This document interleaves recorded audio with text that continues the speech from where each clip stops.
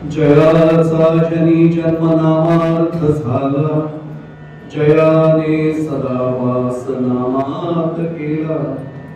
जयाच्या मुखी सर्वदा नाम कीर्ती, नमस्कार या ब्रह्म चैतन्य मूर्ती।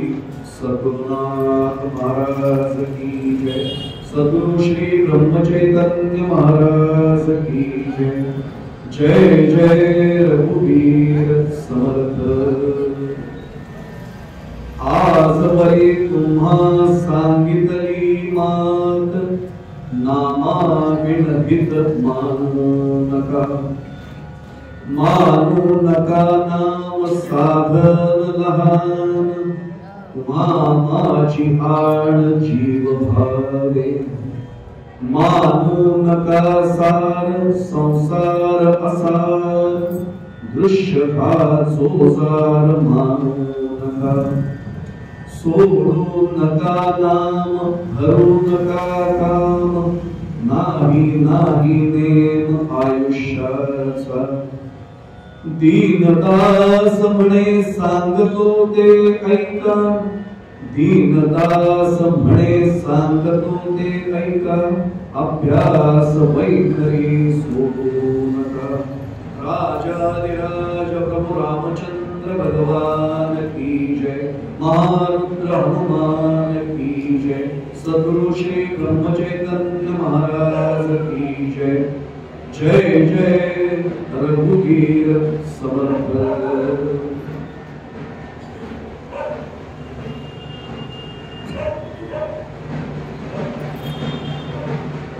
सद्गुरु श्री ब्रह्म चैतन्य महाराज यांच्या पुण्यतिथी उत्सवाच्या निमित्तानं आयोजनात आलेली ही प्रवचन मालिका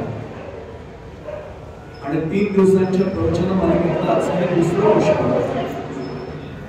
या सेवेला उपस्थित असणाऱ्या आपल्यासारख्या समस्त रामकुल मायबाप शिवत्यांचा स्पर्श करतो।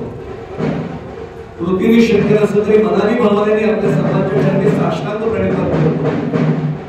प्रत्यक्ष प्रभू रामचंद्रांना आणि सद्गुरु श्री ब्रह्मचैतन्य महाराजांना प्रार्थना करतो की आजची सेवा आणि 3 दिवसांची कीर्तन मालिका प्रवचन मालिका त्यांनी त्यांच्या चरणी रुजू करून घ्या।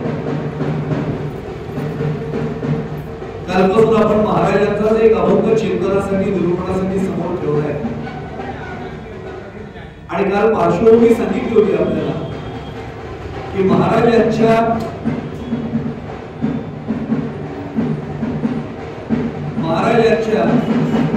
अंतिम टप्प्यातल्या अवतारातल्या अंतिम टप्प्यातल्या भागात शेवटचा अभंग त्यांनी घेतला होता।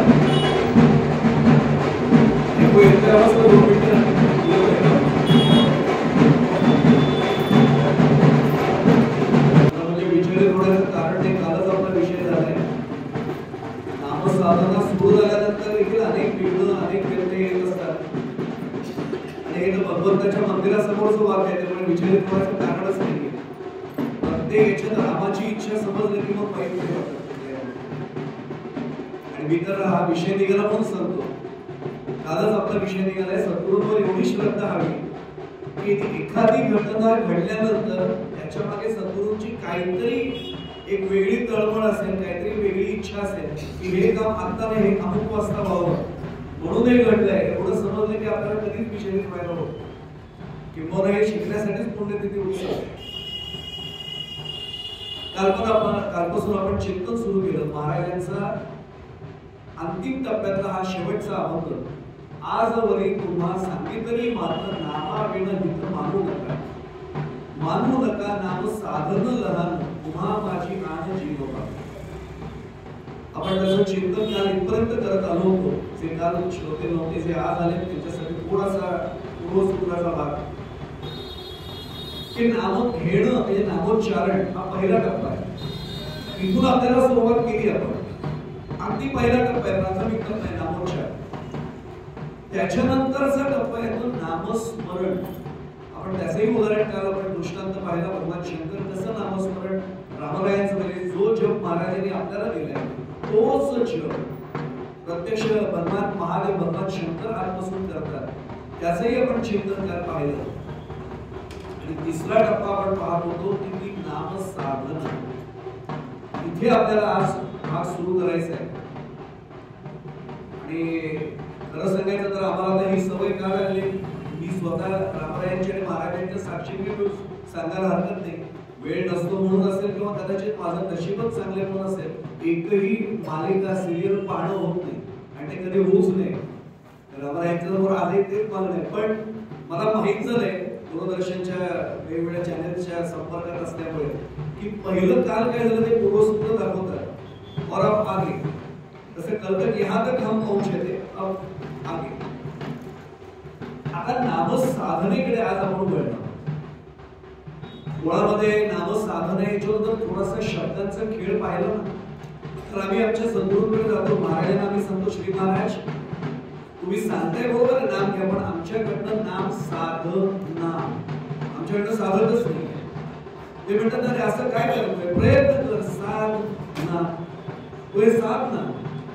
मग आम्ही तरी म्हणतो महाराज नाही जमत आहे, की मग महाराज अनुग्रह देतात आणि मग जी पुढची नामस्मरणाची पुढची टप्प्याची अवस्था येते ती नामसाधना येते. शब्दांची गंमत सोडून द्या. माझा मूळ प्रश्न असा आहे की नामसाधना घडावी असं जर खरंच आम्हाला वाटत असेल तर नेमकी अडचण काय, थोडंस आपण त्याचं चिंतन आज करणार. प्रत्येकाला पटते की नामसाधना व्हायला हवी, प्रत्येकाला पटते की नामसाधना व्हायलाच हवी.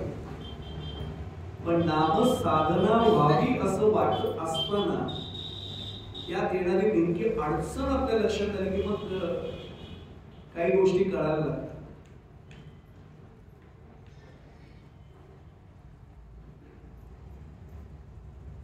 राजाधिराज प्रभू रामचंद्र महाराज की जय. श्रीराम श्रीराम.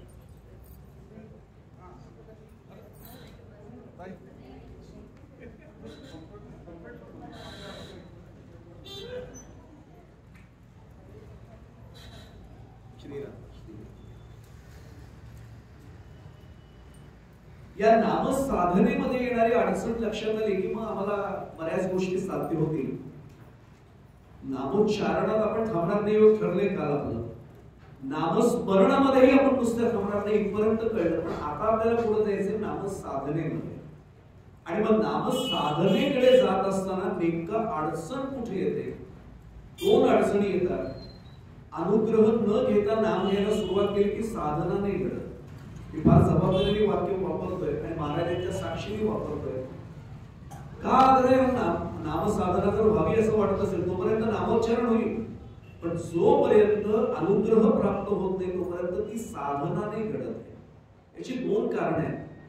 सद्गुरूंचा अनुग्रह मिळाल्यानंतर खऱ्या अर्थाने आम्हाला एकांत साधतो.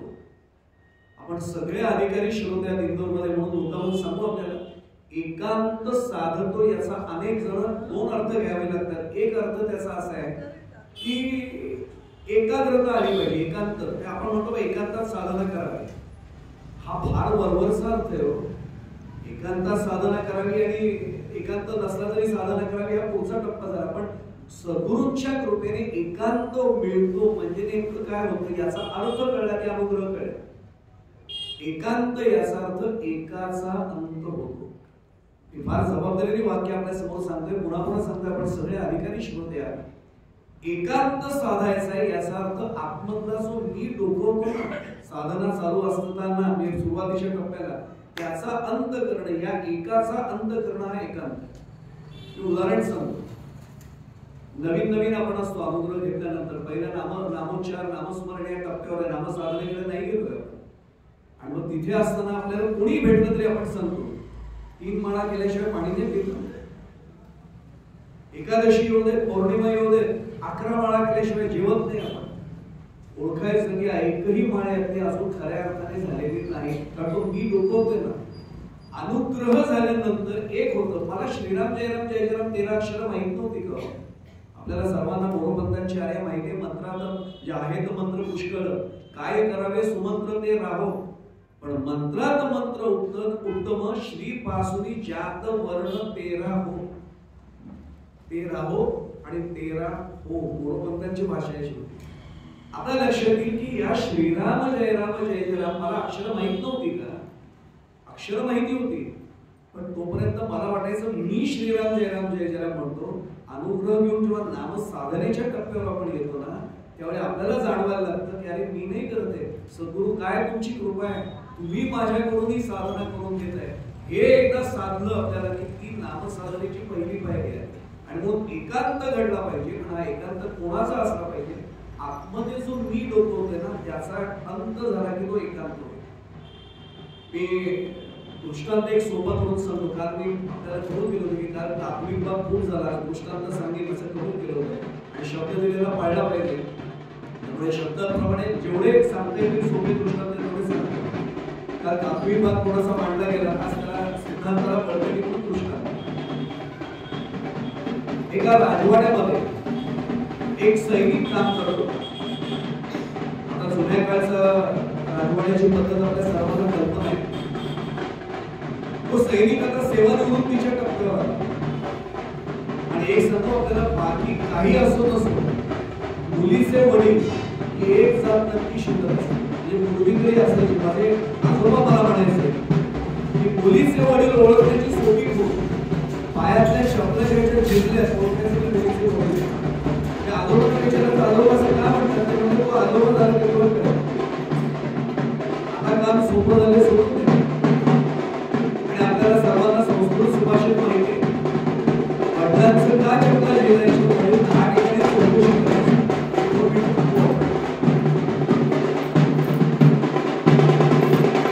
संस्कृत मध्ये एक छान सुभाषित आहे, कन्या वरयते रूपम, कन्या वरयते रूपम, माता वित्तम पिता श्रुतम, बांधवाः कुलमिच्छन्ति आणि विष्टान्नम इतरे जनाः. याचा अर्थ किती सोपा आहे. कन्या वरयते रूपम, कन्या काय पाहते, मुलगा कसा आहे दिसायला, कन्या वरयते रूपम. माता वित्तम, माता म्हणते माझी मुलगी अशा घरात गेली पाहिजे की सुखाचा संसार झाला पाहिजे, तिला 4 घास नीट मिळाले पाहिजे. अपेक्षा काहीच चुकीची नाही. पण पिता वेगळा आहे. पिता श्रुतम, तो मुलाची कीर्ती पाहतो, मुलाचं चारित्र्य पाहतो, मुलगा कसा आहे. त्यामुळे पिता श्रुतम, बांधवाः कुलमिच्छन्ति. आपल्याला त्याकडे जायचं नाहीये. बांधव म्हणतात आमच्यातला आहे ना, तर आमच्यातला या शब्दाचा अर्थ खूप वेगळा आहे. त्यामुळे मी त्याच्यात शिरत नाही. मी खरं सांगू, एकदा साधना मार्गात आल्यानंतर सगळे आपलेच असतात. आणि हे जर नाही कळलं तर ज्ञानदेवाप्रमाणे आत्महानिधान सर्वागती पूर्ण एकनांते म्हणण्याचा अधिकार आम्हाला काय माऊलींच्या आलीमध्ये. त्यामुळे तोही भाग सोडून देऊ. पण मिष्टान्नम इतरे जनाः, इतर जण म्हणतात जेवणात काय होतं, माझं जेवण चांगलं होतं म्हणजे लग्न चांगलं. आता लक्षात येईल की तो सैनिक जो होता राजवाड्यातला, त्याची 3 महिन्यांनी सेवानिवृत्ती होणार असते, रिटायर होणार असतो. आणि त्याची एकुलती एक मुलगी, तिचं लग्न 3 महिन्यानंतर त्याला करून द्यायचं होतं. तर त्याच्या मनासमोर प्रश्न आला, मी निवृत्तीनंतर राजा मला किती पैसे दिले असेल, माझी एकुलती एक मुलगी, तिचं लग्न थाटात करावं असं माझं स्वप्न आहे, मग मला पैसे कसे मिळणार. एक सांगू आपल्याला, एकदा मनामध्ये काम रेषा क्रोध रेषा, त्याला भगवद्गीता माऊलीचं वचन माहिती तुम्हाला लक्षात येईल. एकदा तो काम शिरला ना मनामध्ये की मग माणूस पाप वासनेकडे आपोआप वळतो. म्हणून पापाची वासना नको जाऊ डोळा, उगाच संतांनी प्रार्थना केलेली. पण मग याच्या मनात शिरायला लागतं, अरे मी सैनिक आहे, विश्वासू सैनिक आहे. आणि तो किती विश्वासार्थ होता, राजाच्या खजिन्यावर ज्या 9 लोकांची नियुक्ती होती, त्या 9 लोकांमध्ये तो आतमध्ये तिजोरीच्या रक्षणासाठी होता. आणि वर्षानुवर्ष त्यांनी काम केलं होतं. राजाने नुकतंच राज्याभिषेक झाल्यापासून याला पाहिलेलं होतं की विश्वासू सैनिक आहे. याच्या मनात पाप शिरलं होतं आणि पाप नको त्या मार्गाकडे जायला भाग पाडतच. म्हणून पापवासना ही फार अडचणीची ठरते. नरकपुरीची 3ही द्वारे, काम क्रोध आणि लोभ सख्या रे. नाथ महाराजांनी फार चांगलं लिहून ठेवलंय. फार वेगळ्या पद्धतीने आपल्याला ते नरकपुरीला घेऊन जाते. यांनी विचार असा केला, राजाचा खजिना प्रचंड मी पाहिलाय आणि स्वतः राजाला माहिती सुद्धा नाही आपल्या खजिन्यात काय काय शिल्लक आहे. समुद्रातली एखादी बाती उचललो पाणी आपण, समुद्राला काय फरक पडणार आहे. मनुष्य कसं एक समर्थन करायला लागतो बघा स्वतःच्या पापाचं, समुद्राला काही फरक पडणार आहे का. राजाच्या खजिन्यातली एक पेटी मी घेतली तर राजाला काय मोठा अडचण होणार. घेऊया एक पेटी. मग पुन्हा विचार केला ती पेटी जड आहे, राजवाड्याच्या बाहेर न्यायची, कुणाची तरी मदत घेऊया. पुन्हा दुसरा विचार मनात आला, बुद्धी माझी आहे, मी पणा डुबवत आपलं मी चाललं एकांत काय आवश्यक आहे, मी डुबवायला सुरुवात झाली होती. अरे बुद्धी माझी आहे, नियोजन माझं आहे, आणि आता जर मी दुसऱ्या कोणाची मदत घेतली तर त्या पेटीतलं निम्म त्याला द्यायला लागेल. मग माझ्या बुद्धीचा उपयोग काय? नको म्हटलं आपण एकट्यानेच करूया. पुढचा विचार सुरू झाला, करायचं काय? आपल्याला वेळ कमी म्हणून कृष्णाला अगदी धोक्याचा कथा मोठी आहे. याने केलं काय? तटबंदी सगळंच माहिती होतं की इथे तिजोरी आहे, मागच्या बाजूला ती तटबंदी आहे. ते चुन्याचं आणि गुळाचं काम असायचं दगड जोडण्यासाठी, सांधण्यासाठी.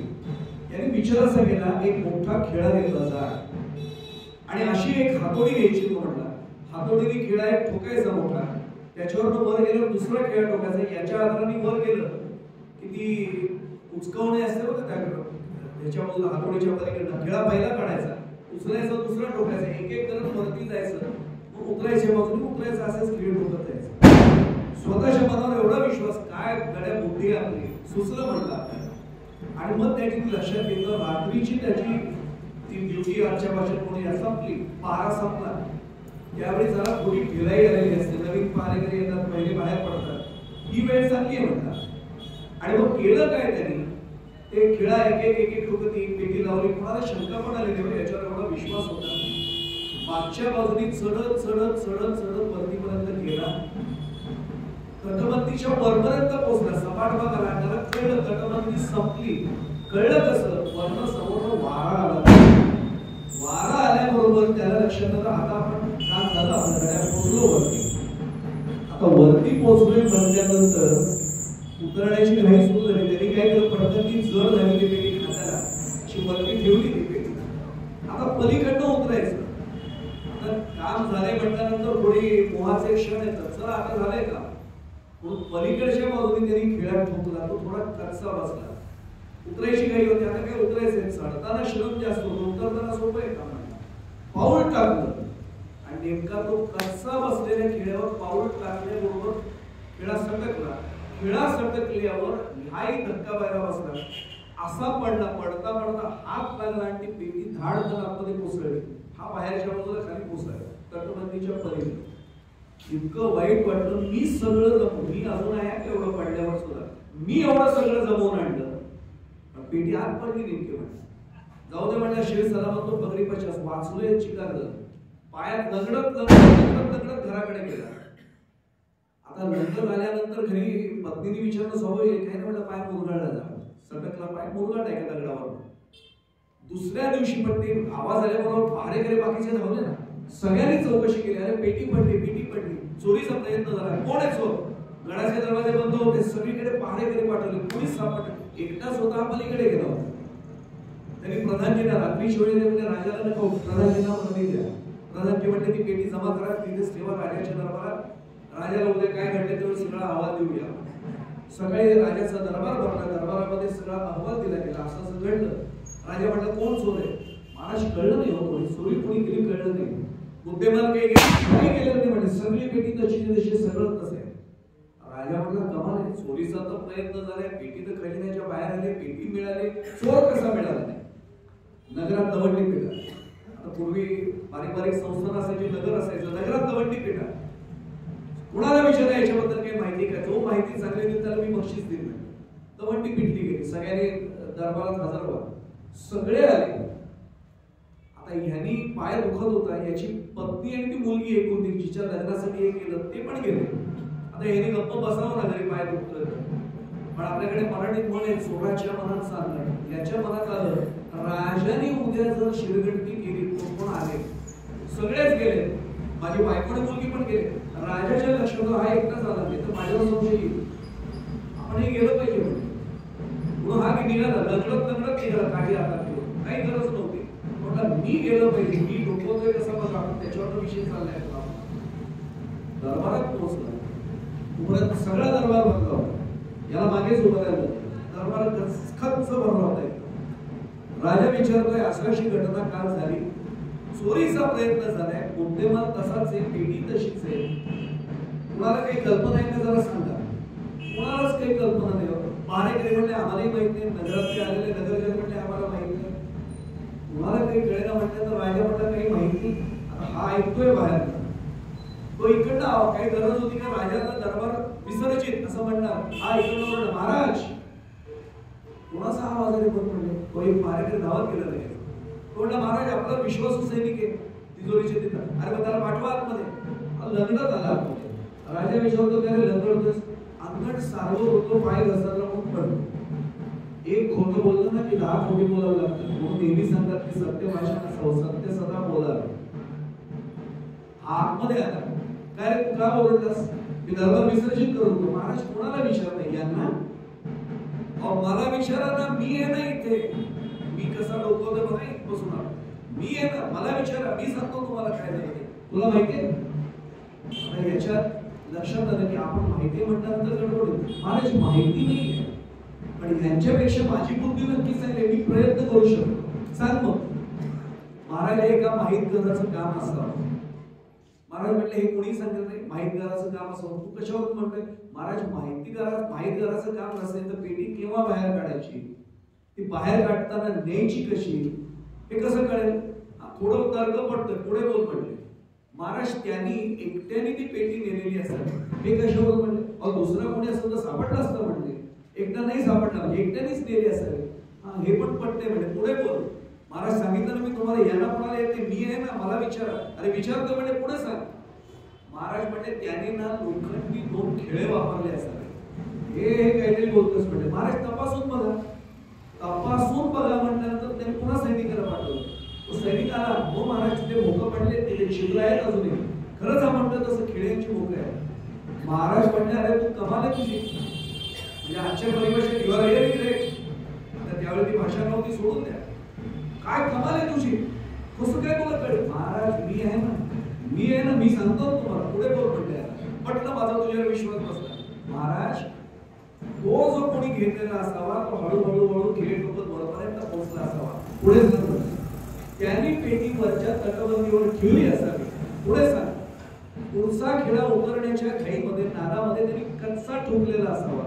पुढे सांग म्हटले. त्याच्यावर पाय टाकला असताना तो खेळा सरकला असावा. पुढे सांग.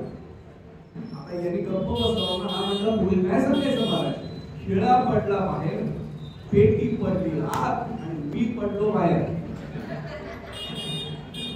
आता मी बाहेर पडला, नको त्या ठिकाणी आणि नको त्या वेळी बाहेर पडला की माणूस अडचणीत येतो.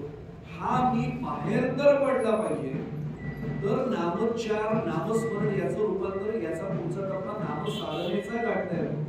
मी करतोय हे जोपर्यंत मला वाटतं तोपर्यंत ती नामसाधना ठरूच शकत नाही. सद्गुरु तुम्ही माझ्याकडून करून घेताय ही भावना आली, रुजली आणि ती अनुभवायला मिळाली. शब्दांच्या पातळीवर नाही, अनुभूतीच्या पातळीवर.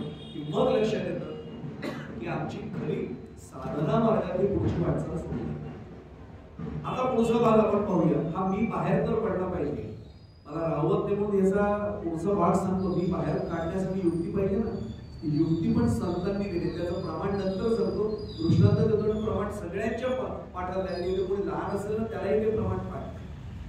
मी बाहेर पडला पाहिजे आपण इथपर्यंत कळलं, पण चुकीच्या पद्धतीने बाहेर पडला त्याचा दृष्टांत पाहिला. योग्य पद्धतीने बाहेर काढण्याची पद्धत काय, कशाला सद्गुरूंकडे शरण यायचंय, कशासाठी नामसाधनेला त्यांना जाऊन सांगायचं की गुरुजी माझ्याकडे करून घ्या, सद्गुरू माझ्याकडे करून घ्या. याचं कारण सांगतो. 2 शेतकरी मित्र असतात, ते शेताच्या बांधावर पुढे चालत असतात, गप्पा चालू असतात आणि चालता चालता एक जण गप्पा मारत असून सुद्धा आई ग असं ओरडून पटकन खाली पडतो. दुसऱ्या मित्राचं लक्ष काय झालं, हा बोलण्याच्या स्थितीत नसतो, कळवळत असतो. तो मित्र त्याचा पाय आपल्या मांडीवर विकरून बघतो, अरे बाबळीचा काटा शिरलाय म्हणजे आपलं. पुढे जाण्यापूर्वी समोर इंदोरमधल्या किती जणांनी ग्रामीण, मला ताईंची कल्पना आहे, कोकणची पार्श्वभूमी आहे त्यांना, मी 2-3दा माझ्या पायात काटा टोचून घालेला आहे, त्यामुळे मला माहिती आहे का वेदना काय असतात. बाबळीचा काटा आत शिरल्यावर तो निघाला नाही ना तर भोरी होण्यापासून अनेक त्रास आहे. आता जुन्या काळचे लोक आहेत, तो बघितलं त्यांनी, अरे बाबळीचा काटा आहे म्हणजे होणारे सहज नाही होते. त्यांनी सहज अरे नको उडू म्हटले तो दुखतोय काटा, वेदनेने सहज नाही होते मला हे पाहिलं, खरंच सहन होत नाही याला, मग काय करूया. आता शहरातला माणूस असं तर म्हटलं असतं कुठल्या तरी डॉक्टरांकडे देऊया, हॉर्न स्पेशलिस्ट कोणी आहे का, काटा काढणारा कोणी आहे का. काटा काढणारे आता बरेच आहेत, मराठीच्या पण 60 कळलं आपल्याला. आणि मी जसं प्रवचनाच्या गादीवर जसं पत्रकारिते 40 वर्ष काढलेत, मला माहितीये आम्ही पत्रकार काटा काढला म्हणताना काय लिहायचो, कुठल्या संदर्भात लिहायचो ते फार वेगळं होतं. पण ह्यांनी काटा काढण्यासाठी मग दुसरं एकदा बघितलं. तो मित्र म्हणला थांब जरा, काळजी करू नकोस, तुझा काटा निघेल. आणि आजूबाजूला पाहिलं, एक दुसरा अणकुचीदार काटा पडला होता. त्याने तो काटा हातात घेतला. हा म्हटला अरे एका काट्याने प्रताप दाखवलाय, वेदना सहन होत नाहीये, नको करूस काय. तो म्हटला थांब, थोडा विश्वास ठेव. त्यांनी केलं काय, बाजूची थोडीशी त्वचा अशी वाकरली म्हणजे आपल्याला कळलं कसं, थोडीशी सैल केली. थोडी त्वचा सैल झाल्यावर तो काटा खाली ठेवला आणि एक हिसका दिल्यावर तो काटा निघून आला. बरं वाटलं.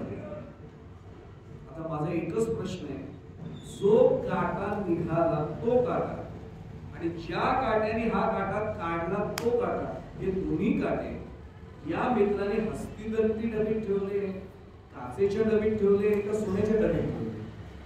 कुठेच ठेवले नाही. त्याने ते दोन्ही काटे टाकून दिले. आता तो पहिला काटाही गरजेचा नाही उरला. ज्या काट्याने तो काटा काढला तोही उरला नाही, दोन्ही सोडले. आता थोडासा आध्यात्मिकता अर्थ लक्षात घ्या. माझ्या सुद्धा पायात नाही पण अंतःकरणात एक काटा टोचलाय, तो मी पणाचा आहे. मी करतोय, मी असं केलं. मी अनेकांना सांगतो का, माझी पूजा एकदा येऊन बघा, माझी पूजा करण्याची पद्धत. मी असं देवघर सजवतो ना, देवाला सुद्धा आवडलंच पाहिजे. आता पहिला हाच भाव आवडेल का इथपासून विचार आहे. मी एक सांगतो आपल्याला, पंढरपूरला ताई आम्हाला अनेक जण असे भेटतात, मुद्दाहून गेल्यानंतर सांगतात बघितलं का छान आहे प्रश्न, ते सुंदर ते ध्यान उपयोगी नाही. पण पुन्हा एकदा बघा ना, 3 वेळा झाल्यावर आपल्याला कळत नाही पण नेमकं काय नाही, काय बघायचंय. गठ्ठा बघितला, हा बघितला 1 कोटी आपणच दिल्या मागच्या आठवड्यात. काय वाटत सर्व पांडुरंगाला? तुळशी माळ ज्याच्या गळ्यामध्ये तुळशी हार गळा कासे पितांबर, त्याला 1 कोटीचा रत्नाचा कंठा हवाय का? तुका म्हणे एक भावची कारण वाहत असे आण विठोबाची. एक फक्त त्याला भाव पाहिजे. पण आम्ही मात्र त्याला काय काय सांगतो, मी केलं मी केलं. आता लक्षात येईल, हा मीपणाचा काटा जोपर्यंत आत आहे ना तोपर्यंत नामस्मरण होईल. फार तर नामसाधना नाही होणार. मग तो काटा काढण्यासाठी करायला काय पाहिजे? मीचा काटा काढला पाहिजे. त्यासाठी तूचा काटा आवश्यक आहे. म्हणून त्याला आपण म्हणतो सगुण. म्हणून तो सगुण रूप नयनी बसू. आपण काकडीच्या वेळी, काकडा आरतीच्या वेळी जे म्हणतो ना, त्याचं कारण ते. आणि आता सांगू आपल्याला, सगुणाचे आधारे निर्गुण पावीचे निर्धारे समर्थ म्हणाले. त्याचं कारण त्याच्याच माध्यमातून हा मीपणाचा काटा निघेल. हा मीचा काटा निघण्यासाठी तू रूपी काटा आवश्यक आहे. एकदा दोन्ही काटे निघाले की मग काय होतं, द्वैत संपतं आणि अद्वैताची अनुभूती येते. आणि मग नाथ महाराज जे मगाशी म्हटल्याप्रमाणे सगळ्यांच्या पाठातले नाथ महाराजांचा चरण आरतीचा आठवा, मी तू पणाची झाली बोळवण एका जनार्दनी श्री दत्त द्या. आता लक्षात येईल आपल्याला, त्या चरणाचं किती वेळा आणखी आम्ही म्हटलेच आहे, पण मी तू पणाची झाली बोळवण एका जनार्दनी श्री दत्त द्या याचा अर्थ आता आमच्या लक्षात येईल. मी पुढे जाण्यापूर्वी सांगतो, तुकाराम महाराजांचे एक छान अभंग आहे. गणपतीच्या संदर्भात त्यांनी त्या अंतिम चरणात त्यांची नाममुद्रा लिहिताना म्हटलंय, तुका म्हणे येथे नाही मितूपण, स्तवावे ते कवण कवणा नाही. अरे आता मितूपण राहिलंच नाहीये, कुणी कुणाला स्तवन करावं? मी म्हणजेच तू आणि तू म्हणजे मी आहे. आणि याचं प्रमाण पुढे जाण्यापूर्वी सांगतो आपण व्यासपीठ मध्ये मागणीपर प्रकरणातला अभंग तुकाराम महाराजांच्या अभंग गाथेतला काढला की लक्षात येतं. त्यात त्यांनी म्हटलेलं आहे, अद्वैती तो नाही माझे समाधान, गोड हे चरण सेवा तुझी. याचा अर्थ अद्वैत तुकाराम महाराज अनुभवत होते. आणि त्याचं पुढचं प्रमाण देतो आणि पुढच्या मुद्द्याकडे जातो. तुकिता तोळणेसी ब्रह्म तुकासी आले, म्हणून रामेश्वरी चरणी बसले. तुकिता तोळणेसी ब्रह्म तुकासी. तुकाराम महाराज आणि ब्रह्म वेगळं राहिले कुठे? तुकाराम महाराजांनी पांडुरंग वेगळे राहिले कुठे? ही अवस्था येणं याला म्हणायचे नाम साधन. मी जाता जाता मुद्दाम तुकाराम महाराजांचा विषय निघाला आणि तो महाराजांनी आठवण करून दिली म्हणून सांगतो. तुकोबा नामस्मरण करत होते आणि आपल्याला कल्पना आहे रामकृष्णाने अहोरात्र जप चालायचा. आणि तुकाराम महाराजांच्या गळ्यात एक वीणा असायचा. आपल्याला सर्वांना कल्पना, तो वीणा कसा होता? मी नाही सांगते, तुकोबांचंच अभंगातलं चरण सांगतो. फुटकाचं वीणा त्याला 2 दारा, खाली येणं झाला पंढरी. तुकोबाची कांता सांगे लोकांपाशी, जातो माझा स्वामी. आता त्यांनी वेगळा शब्द मुळाबद्दल वापरलाय, माझी लायकी नाही म्हणून मी स्वामी म्हणतो. तुकोबा फार बरगड बोलायचे. गुटकाच विणा त्याला दोन तार. तुकोबा नाही करे सांगितलं, तुकोबा एवढं छान भजन म्हणतं, एवढं छान कीर्तन करतो, विणा बदला गुटका विणा दोनच तार त्याला 3 तारा हव्यात. काय उत्तर तुकोबाने दिलं सर समजलं नाही की नामसाधना कशी करावी आपल्याला कळेल. तुकोबा हसले, ओरडले नाही, चिडले नाही, असं नाही म्हणाले. हसतोस ना, आणून दे ना तू. हसायला काय झालं?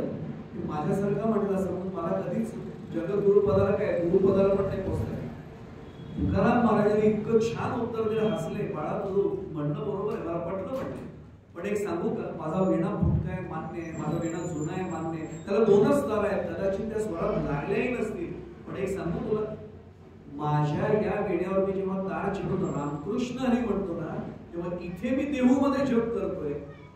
माझ्या पंढरपूरच्या पंढरीनाथाच्या अंतःकरणात तारा छेडल्यानं कधी मला अनुभूती इथे काय असावं. याला नामसाधना म्हणतात. मी रामकृष्ण हरी म्हणतोय, माझ्या पंढरीनाथाच्या अंतःकरणात त्या तारा छेडल्या जातात. याच्यापेक्षा काय अनुभूती वेगळी असली पाहिजे. ही नामसाधना आहे. मला पोचायचं ना ते तिथपर्यंत पोचायचं. मी इथे श्रीराम जय राम जय जय राम म्हणतोय. माझे जे सद्गुरू आहेत गोंदवल्यामध्ये, त्यांना जाणवलं पाहिजे हे नाम तिथपर्यंत पोचतं. आणि एक सांगू आपल्याला, मी कालही म्हटलं, आपल्याला सगळ्यांना वचन महाराजांचं माहिती आहे, जेथे नाम तेथे माझे प्राण, ही सांभाळावी. महाराज जेव्हा जेव्हा मी श्रीराम जय जय श्रीराम जय राम जय जय राम मनापासून म्हणतो, महाराज इथेच माझ्या बरोबर आहे. की मला जेव्हा जाणीव राहते ना, तेव्हा ते नामस्मरण नामसाधनेच्या टप्प्याकडे जायला लागतं. म्हणून कालपासून आपण जे तात्विक चिंतन केलं, तर आता या सिद्धांताची जोड देत देत मी आता पुढे आपल्याला नेतोय. थांबायचं नाहीये नामस्मरणापर्यंत, नामसाधनेकडे जायचंय. आणि पुन्हा सांगतो, नामसमाधी एकदा लागावी असं वाटत असेल तर नामसाधनेचा पुढचा टप्पा नामसमाधी. अनेक जण म्हणतात की नाही, ध्यानाच्याच मार्गात नामसाधना नामसमाधी मिळते, समाधीची अवस्था आहे. एक सांगू, ईश्वराकडे जाण्याचे सगळे मार्ग चांगलेच आहेत, कुठलाच मार्ग वाईट कसा असेल. जो ईश्वराला आमची भेट घडवून देतोय तो मार्ग वाईट कसा असेल. पण प्रत्येकाला ओळखावं लागतं की माझी नेमकी योग्यता कुठल्या मार्गाची. आणि मी थोडंसं तात्विक वाक्य सांगतो. अध्यात्माचा मार्ग चोखाळण्यासाठी 2 मुद्दे नेहमी विचारात घ्यायला लागतात, आपली प्रवृत्ती आणि आपली प्रकृती. यावर आपली आध्यात्मिक वाटचाल अवलंबून. मी पुन्हा वाक्य सांगतो, आपली प्रवृत्ती आणि आपली प्रकृती यावर आपल्या आध्यात्मिक मार्गाची वाटचाल अवलंबून आहे. कशी ते सांगतो. योग मार्ग चांगला आहे की नाही? चांगलाच आहे ना, योग मार्ग जवळचाच आहे. पण आम्हाला काय नेमकं महाराजांनी या मार्गाने दिले, योग मार्गाकडे जाताना आम्हाला लक्षात ठेवायला लागतं, योगासन करणं म्हणजे योग मार्ग नव्हे, ते एक प्रकार आहे त्याचा. अष्टांग योग आहे. पतंजलीचं शास्त्र, ज्याने योगशास्त्र वाचलंय, अभ्यास त्यांना माहिती आहे. यम नियम आसन प्राणायाम प्रत्याहार ध्यान धारणा समाधी 8 अंग आहेत.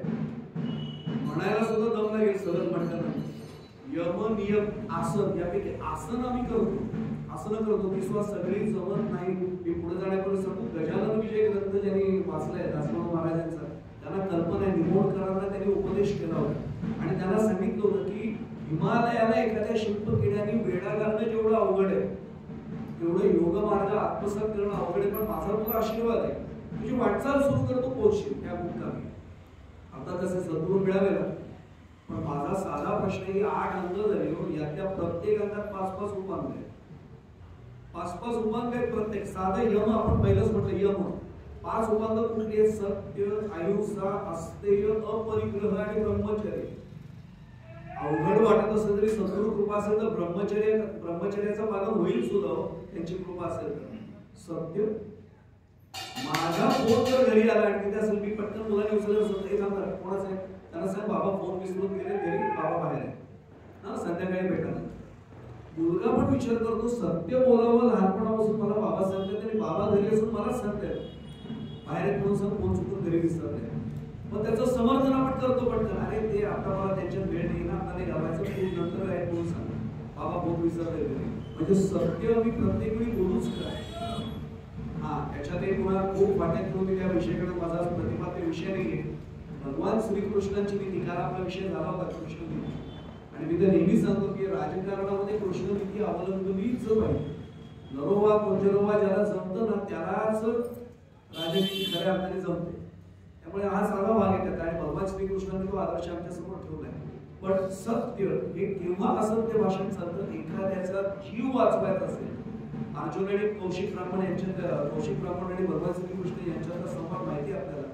त्यांनी सांगितलं होतं की गोहत्ये जर घडणार असेल आणि जर तू त्या कसायला सांगितलंस की मला माहित नाही तर ते तुझं पाप नाही आहे असत्य भाषणाचं, तू गाईचे प्राण वाचवले ते असत्य भाषण नाही हे भगवान श्रीकृष्ण स्वतः सांगतो. आणि भगवान श्रीकृष्णाचा आज विषयाने पण सांगतो धर्माची किती सोपी व्याख्या करावी त्यांनी. दूध आरयती वगैरे सगळ्यांना आपल्याला फोड माहिती, विश्लेषण माहिती. भगवान श्रीकृष्णाने महर्षी वेदव्यासांना सांगितलेलं वाक्य असे, समोरच्या व्यक्तीने माझ्याशी कसं वागावं हे जे मला वाटतं ना तसं मी दुसऱ्याशी वागणं याला धर्म. काय याच्यापेक्षा सोपी व्याख्या असावी. समोरच्या व्यक्तीने माझ्याशी जसं वागावं असं मला वाटतं तसं मी दुसऱ्याशी वागणं याला धर्म म्हणतात. आणि खरं सांगतो या व्याख्येप्रमाणे जर आमचं सगळ्यांचं वर्तन घडलं कोणीच दुःखी नाही होणार. माझ्याकडनं कोणाचं म्हणजे मन दुखवलंच जाणार नाही. मन कोणाचे कधी न दुखवावे ह्याची सुरुवात करून तर सगळ्यांचं कोण पाठ मन कोणाचे कधी न दुखवावे आपोआप. पण हे झालं सत्य अहिंसा. डास हातवर बसल्यानंतर असं जर मी पटकन करत असेल ते त्याला रॅकेट दे रे एकदा आणि पटपट डास मारतोय ओळखायचं अहिंसा माझं प्रवृत्ती नाही, माझी प्रवृत्तीच नाही. अपरिग्रह मी फार बोलत नाही. उद्या फक्त कोणीतरी कानात येऊन समजू दे उद्या पाणी येणार नाही 2 दिवस. बादल्या टब सगळे भरावे टाक्या भरल्या तर बघा वाईट नाही बरं का, हे काळजी घ्यावीच नाही कारण आपल्याला शेवटी आपलं घर सांभाळायचं.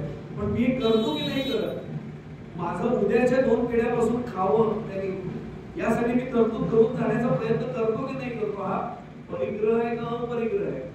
आता लक्षात येईल की मी त्या पद्धतीने नाही वागू शकत. आणि मी पुढे जाण्यापूर्वी सांगू खूप अधिकारी इकडे आणि इकडे आपल्या माझ्या आजूबाजूला बसले. मी नाव घेऊन सांगतो त्यांचं, फक्त त्यांना आवडत नाही म्हणून मी पूर्ण नाव सांगणार नाही. आम्ही त्यांना नाना म्हणतो. केळकर गुरुजी असं त्याला म्हटलं जातं. स्वतः सायंटिस्ट आहे आणि ताई डॉक्टर APJ अब्दुल कलामांना विदाऊट अपॉइंटमेंट भेटण्याचा अधिकार ज्याला होता असे सायंटिस्ट आहे. पण भागवत तोंडपाठ आहे त्या माणसाचं. मुखोद्गत आहे भागवत. म्हणजे आम्हाला वाचताना सुद्धा काही वेळा अडथळा होतं. यांचं भागवत मुखोद्गत आहे. जवळजवळ वर्षातल्या 365 दिवसांपैकी जेमतेम 60-65 दिवस ते भारतात असतील, बाहेरच राहते असतात आणि आपल्या देशाची अनेक जबाबदाऱ्या त्यांनी सांभाळल्या. तुम्ही नाव नाही सांगत त्यांना आवडत नाही म्हणून. पण एक सांगतो 22 मिनिटं फक्त झोपतात ते. हे लोकांनी पाहिलेले लोक काय होतं फक्त 22 मिनिट. आणि ते गजर वगैरे लावत आम्ही अलार्म लावला की स्नूज करतो. त्या अलार्म सुद्धा लावत नाही. ते बाकीचे म्हणणं आम्ही 2-3दा प्रयोग केला. 22व्या मिनिटाला नाना उठतात आणि 20-20 तास कंटिन्युअसली ड्राईव्ह करतात.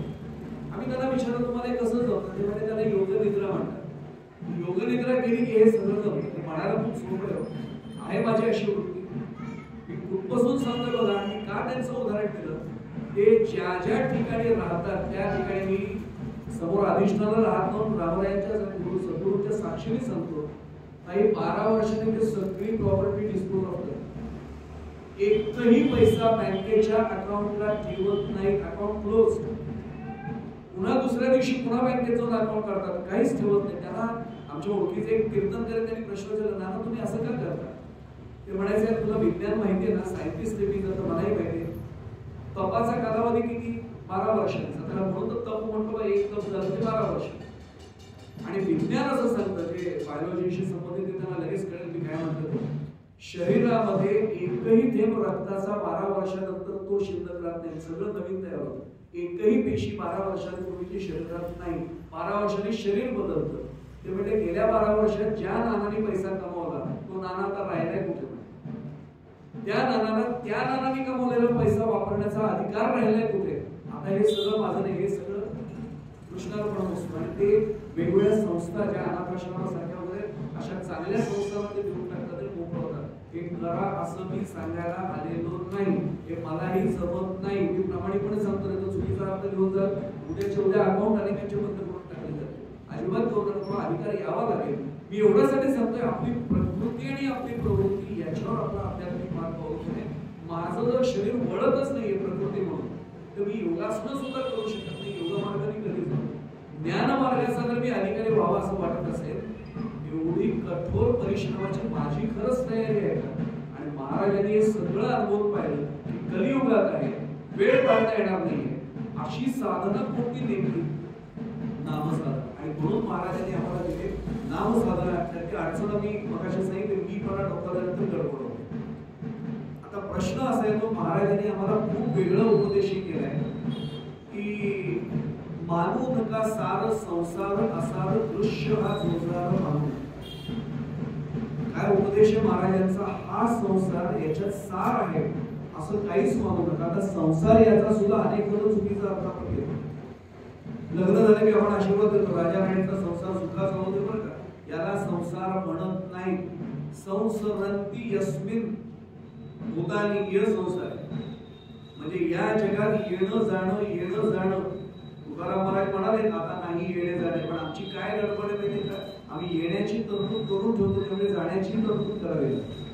तुकाराम महाराज म्हणाले आता नाही येणे जाणे. आणि मी नेहमी सांगतो, संतांचा एक एक शब्द जपून वापरावा लागतो, बघावा लागतो. येणंच घडलं नाही तर जाणं कसं होईल? येणं काय घडतं? जन्म घेणे लागे वासनेच्या, वासना मनात शिल्लक राहिली, जन्म घ्यावाच लागणार हे अगदी उघड. आता पुन्हा हा विषय निघाला म्हणून सांगतो, संसारामध्ये यायचं नाहीये, मानू नका सारा संसार असा. आणि मी प्रामाणिकपणे सांगतो, निदान कोरोनाचा 2-2.5 वर्षाचा कालावधी अनुभवल्यानंतर तरी प्रत्येकाला वाटेल, आपण तर साधारण मार्गातून कोणालाही आपल्याला वाटणार नाही, या जगात इतरांनाही वाटेल नको कोणा यायला बस जर हे खरंच व्हावं असं वाटत असेल. आणि आपल्याला समस्या कळली, जन्म घेणे लागे वासनेच्या संगे. मग समस्या कळली, उपाय नको कळायला. उपाय सुद्धा सोपाट संतांनीच दिले. आणि मी खरं सांगतो आपल्याला, माझ्यासारख्या प्रवचनकार कीर्तनकारांचं काही ऐकू नका, पण संतांचं आपण ऐकूया. कारण आधी केले मग सांगितले अशी संतांची वाटचाल आहे. संतांनी उपाय दिले. ही जर वासना आपल्याला पुन्हा याला भाग पाडत असेल तर वासनेचे बीज जळून दे केव्हा होईल? संत चरण व्रज लागता सहज वासनेचे बीज जळून जाईल. अहो जर वासनेचं बीजच जळून गेलं तर राहील काय? मी आपल्याला पुढे जाण्यापूर्वी सांगतो, गोपाळ काल्याचा प्रसंग सगळ्यांना माहिती आहे. भगवान श्रीकृष्ण खडकावर शिदोरे सोडायचे का? वृंदावनामध्ये सपाट जमीन नव्हती, खडकावरच शिदोरे का खायला बसायचे? त्याचं अनेकांना कारण नाही कळत. किंवा तो प्रसाद असतो का गोपाळ काल्याचा, त्यात लाह्या वापरल्या जातात, धान्य नाही वापरत. लाही का? त्याला तुकोबाचं प्रमाण सांगतो, बीज भाजूनी केलीसे लाही. बीज पडलं ना आणि जरा सुपीकता जमिनीत शिल्लक असेल, अनुकूलता मिळाली, बीजांकुरण घडणारच आहे, त्याला जर्मिनेशन म्हणतो आपण, होणारच आहे. जरा जरी वासनेचं बीज खाली पडलं आणि अनुकूलता मिळाली की ते फुटणारच आहे. पण खडकावर कुठलंच बीज कधीच उगवत नाही. म्हणून 2 कारण, बीज बाजूने केलीसे लाही म्हणून लायांचा प्रसार आणि खडकावर. आता याचा सांकेतिक अर्थ कळावा असं वाटत असेल तर बीज जळून जाण्यासाठी काय करता येईल? तर जन्म घेणे लागे वासनेच्या संगे समस्या झाली. उपाय काय? संत चरण व्रज लागता सहज वासनेचे बीज जळून जाईल. आता प्रश्न असा निर्माण होतो, संत चरण व्रज, व्रज म्हणजे धूळ. व्रज या शब्दाचे 2 अर्थ आहेत. आणि मी पुन्हा पुन्हा हात जोडून सांगतोय, आपण खूप अधिकारी शिकवतात म्हणून थोडं तपशिलात जाऊया आपण. व्रज या शब्दाचे 2 अर्थ घेतले जातात. एक भक्तिशास्त्रानुसार व्रज शब्द आणि वेदांत शास्त्रानुसार व्रज शब्द, दोन्हीचे अर्थ वेगळे. भक्तिशास्त्रानुसार व्रज म्हणजे धूळ. त्याचं कारण सांगतो. व्रज म्हणजे प्रमाण देतो, पुढे सांगतो, नामयाचे पाठी चाले केशराज लागावया व्रज चरणीचे. काय संत चरवणे नामदेव महाराजांचा अधिकार असेल, नामदेव महाराज पुढे चालायचे आणि केशराज म्हणजे पांडुरंग मागे चालायचे, त्यांची धूळ लावायचे. मी जर इथून तुझा प्रवचनावर जरी गेलो ना आणि माझ्या पत्नीला सांगितलं पाय धुणार नाही, पण माझी पायधूळ आणली. पत्नी म्हणजे पहिले पाय धुळे, तुमची धूळ नको घरा, कोण माझी धूळ घरामध्ये घेणार? पण नामयाचे पाठी चाले केशराज लागावया व्रज चरणीचे. कपाळाला मी पुढे जाण्यापासून तो वारीचा अनुभव घेतलेले नम्रताला आहे तिथे, त्यांना कल्पना आहे. वारीमध्ये रिंगण सोहळा जो होतो ना, त्या रिंगण सोहळ्यामध्ये माऊली आले असं म्हणतो, स्वारी आली म्हणतो आपण, अश्व नाही म्हणत आपण. ते आमचे पत्रकार सगळे म्हणतात अश्व धावला, अश्व धावला. वारकरी संप्रदायामध्ये माऊलींची स्वारी आली म्हटलं. आणि काय श्रद्धा असेल तो अश्व असा धावला माऊलींचा, म्हणजे स्वारी धावली की सगळेजण तिथली धूळ अशी कपाळाला लावतात. काही जण तर अक्षरशः उकरण्यात मिळालं तर उकरण्यात टाकतात, घेऊन घेऊन घरामध्ये ते धूळ जपून ठेवतात. कारण माऊलींच्या चरण स्पर्शाची ती धूळ आहे. अजून काय पाहिजे बाकी? आणि खरं सांगू, श्रद्धावान लभते ज्ञान. श्रद्धा असेल तरच सगळं आहे. ह्या काय त्यात काय असं कालच आपण पाहिलं, त्याचं चिंतन केलं, मी शिरत नाही. श्रद्धा दारिद्र्य नको आपल्याकडे. मी पुन्हा पुन्हा सांगतोय, रज या शब्दाचा अर्थ धूळ असा होतो. त्याचं प्रमाण दिलं की नावयाचे पाठी चाले येशी लागले लागावयाचे चरणी. आता प्रश्न निर्माण होतो, तुकाराम महाराज तुमच्या वेळी, नामदेव महाराज तुमच्या वेळी, ते आतापर्यंत महाराजांच्या अवतारापर्यंत संत होते. आता संत चरण रज लागता सहज, हे संत चरण रज मिळायची कशी? हे थोडंसं स्पष्ट बोलू आपल्याला. अनेक जण स्वयंघोषित संत होते, ते आता कुठे गेले ते फक्त बघा. वेगवेगळ्या चॅनलवर आपण त्यांना संत म्हणून पाहिलं होतं. महाराजांनी, तुकाराम महाराजांनी, माऊलींनी, नाथ महाराजांनी कधी संत अशी पदवी लावून घेतली होती का? मी आपल्याला खरं सांगू तुम्हाला, ज्यांच्या येण्यामुळे आपल्या जीवनात फुलतो अध्यात्माचा वसंत म्हणावं त्यांनाच फक्त संत. बाकी काहीच नाही. मी संत आहे, मी संत हे नाही. कधी संतांचे ते आप्त नवती ते संत तुकोबाराय फार स्पष्ट बोल. संतांचे नातेवाईक आहेत म्हणून ते संत असं पण नाही होत. आणि माझा आठव संत आहे म्हणून मी संत झालो असंही होत. संत कसे असावे त्याची अनेक लक्षणे आहेत. त्याचं तुकोबाराय फार परखड बोलले, भगवे तरी श्वान सहज वेश त्याचा तेथे अनुभवाचा काय होता. किंवा आमचे कबीर महाराज म्हणाले ना, मनना रंगाय जोगे रंगाय कपडा, पायाला केवळ रंगोली कपडे, उपयोग काय? आत अंतःकरण कसं आहे? मग माझा प्रश्न आहे तुकोबाराय महाराज, आता तुमचा अवतार संपला, आम्ही पुण्यतिथी उत्सव साजरा करतोय, आम्हाला संत चरण रज कसा मिळेल? आमची साधना कशी फलद्रूप होणार? आम्हाला संत चरण कसं मिळणार? उपाय कुठे सापडले नाही ते दासबोधात सापडले. नका करू हो खटपट, समर्थांचे शब्द सांगतोय, नका करू हो खटपट, पहा माझा ग्रंथ नीट, तेणे सायुज्याची वाट गवसेल की. काय सोपा मार्ग समर्थाने दिला. अरे नका करू हो खटपट, पहा माझा ग्रंथ नीट, तेणे सायुज्याची वाट गवसेल की. आता याचंही प्रमाण देतो. कशावरून हे आहे तर वेदांत भक्तिशास्त्रातला अर्थ रज म्हणजे धूळ पाहिलं, पण वेदांत शास्त्रामध्ये काढून पहा, रज या शब्दाचा अर्थ समानार्थी ज्ञान दिले. आणि याचं कारण मी काही न्यायशास्त्रींची जेव्हा चर्चा केली होती, त्यांनी उदाहरण दिलं. मला त्यांनी प्रश्न विचारला, धुळीचे कण दिसतात का डोळ्याला? म्हटलं नाही दिसत. आणि इथे सुद्धा फिजिक्सचे कोणी असतील माझ्यासाठी त्यांना कळेल. आता सुद्धा हा जो उजेड दिसतोय, आणि त्याला सायन्स मध्ये स्कॅटर्ड लाईट म्हणतो. दिवसाचा प्रकाश म्हणजे स्कॅटर्ड डे लाईट. त्याला मराठीमध्ये मला वाटतं विकिरण झालेला किंवा विकिरण झालेला प्रकाश असं त्याला मराठीत म्हणतात.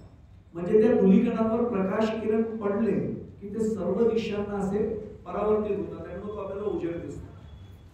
सायन्स वाल्यांना विचारा, आता इथले धुलीकण समजा काढून टाकायची व्यवस्था केली तर कितीही हॅलोजन लॅम्प लावा, काही लावा, इथे अंधारच दिसेल. म्हणजे आता जो उजेड आपण अनुभवतोय तो कशामुळे अनुभवतोय?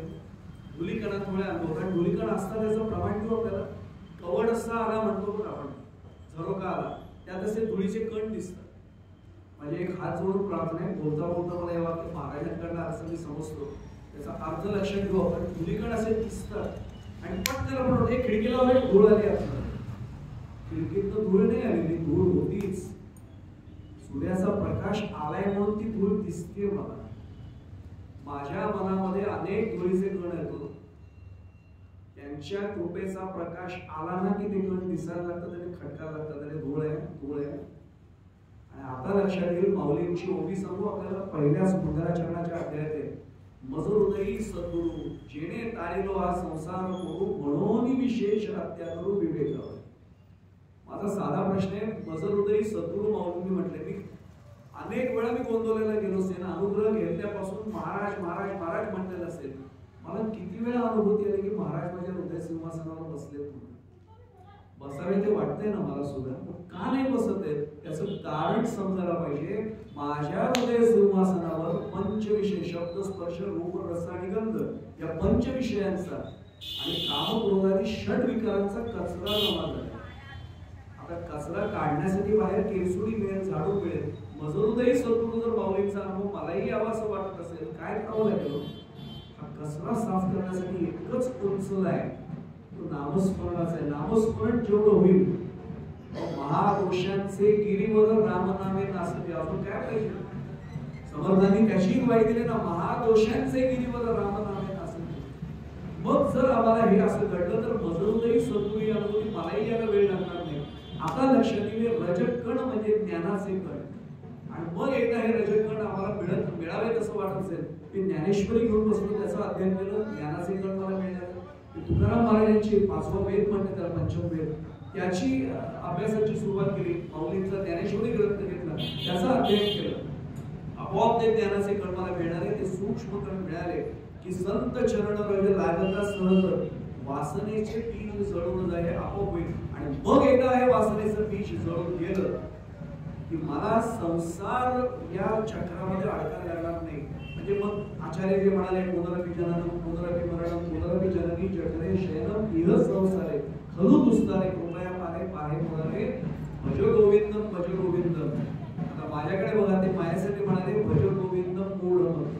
अरे मूर्ख बुद्धीच्या माणसा, भज गोविंदम, त्याचं भजन कर, त्याचं नामस्मरण कर. आणि म्हणून नामसाधनेकडे आपल्याला संत वळवत आहेत. कारण ही नामसाधना एकदा साधली की संत चरण रज लागता सहज हे आपोआप घडेल. आणि मग आमच्या संसाराची येरजार जी आहे ती आपोआप मिटायला सुरुवात आहे. या संसारामधून सुटण्यासाठी महाराज देव चरण काय वापरतायत? नका मानू सार संसार असार. असार याचा अर्थ ज्यात सारच उरलेलं नाही असा हा संसार. म्हणजे येणं जाणं याला आपण संसार म्हणतोय.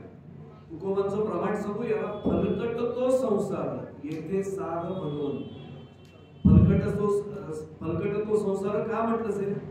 कधीतरी दाणे भाजलेले पाखडताना आपण पाहिले, माऊली माता भगिनी यांना नेहमीच करतात त्या, पण त्यांनी पाहिले त्यांच्या लक्षात येईल काय होतं त्याच्यातील जी फोलपट असतात त्याशी उडून जातात, दाणे मात्र त्या सुपात राहतात.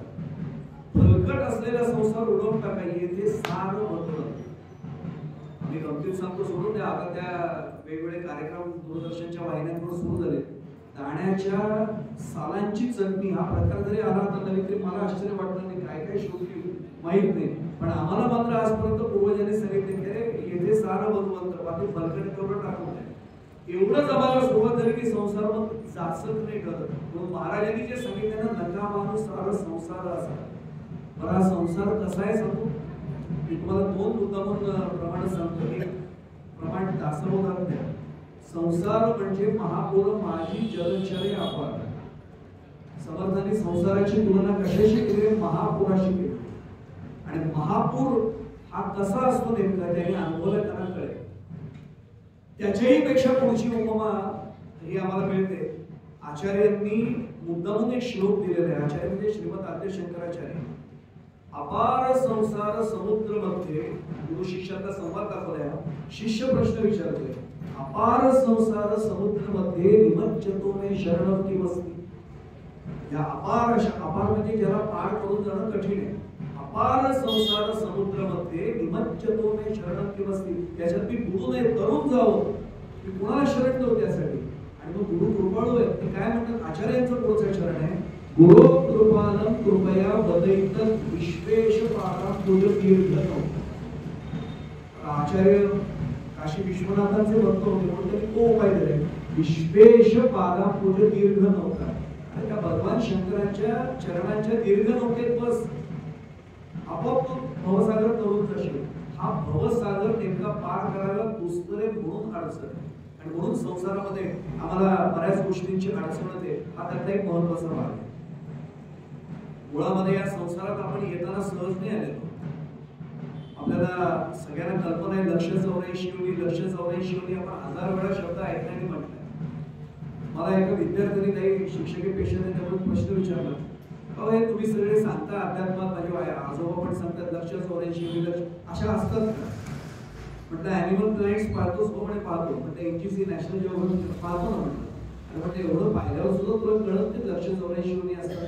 पूर्ण म्हणजे मग कळलं नाही म्हणलं. पण हाच हिशेब कसा काय? म्हटलं हिशेब करून बघ, कॅल्क्युलेटर काढ. आता काढू नका, आता फक्त ऐकूया आपण. त्याला म्हटलं कॅल्क्युलेटर काढून बघ. बघ म्हटलं लक्ष 84 योनी आहेत की नाही. श्लोक आहे त्यासाठी, जलजा नवलक्षांश दशलक्षांश पक्षीण. हा माझा श्लोक नाही, परंपरेने चालत आलेला श्लोक आहे. काय आपल्या पूर्वजांचं ज्ञान असेल, म्हणजे जगाला शून्य सुद्धा दिलं ज्यांनी. आणि खरं सांगू, हा विषय निघाला म्हणून मला वाईट वाटतं सांगताना. आम्ही पायथागोरस केलं म्हणून मी मॅथ्स टीचर म्हणून शिकवतो ताई, पण हा भास्कराचार्यांनी लीलावती ग्रंथात मांडलेला सिद्धांत आहे. आम्हाला तो दुर्दैवाने श्रेय कोणाला द्यावं लागतं? पायथागोरसचा सिद्धांत, निरम पायथागोरस. तो भास्कराचार्यांनी मांडलेलं दृष्टांत आहे प्रत्यक्ष. काळे शास्त्री, मोरेश्वर शास्त्री काळे, त्यांनी मला तो ग्रंथ काढून दाखवण्यात त्याचा मला अर्थ सांगितला. त्याच्यात उलट अतिशय चांगल्या पद्धतीने त्यांनी ते समजून दिलेले. म्हणजे आपण त्याला म्हणतो ना square of the hypotenuse equal to sum of the squares of the usually perpendicular sides, हे सगळं त्यांनी संस्कृत मधनं दिलेलं आहे.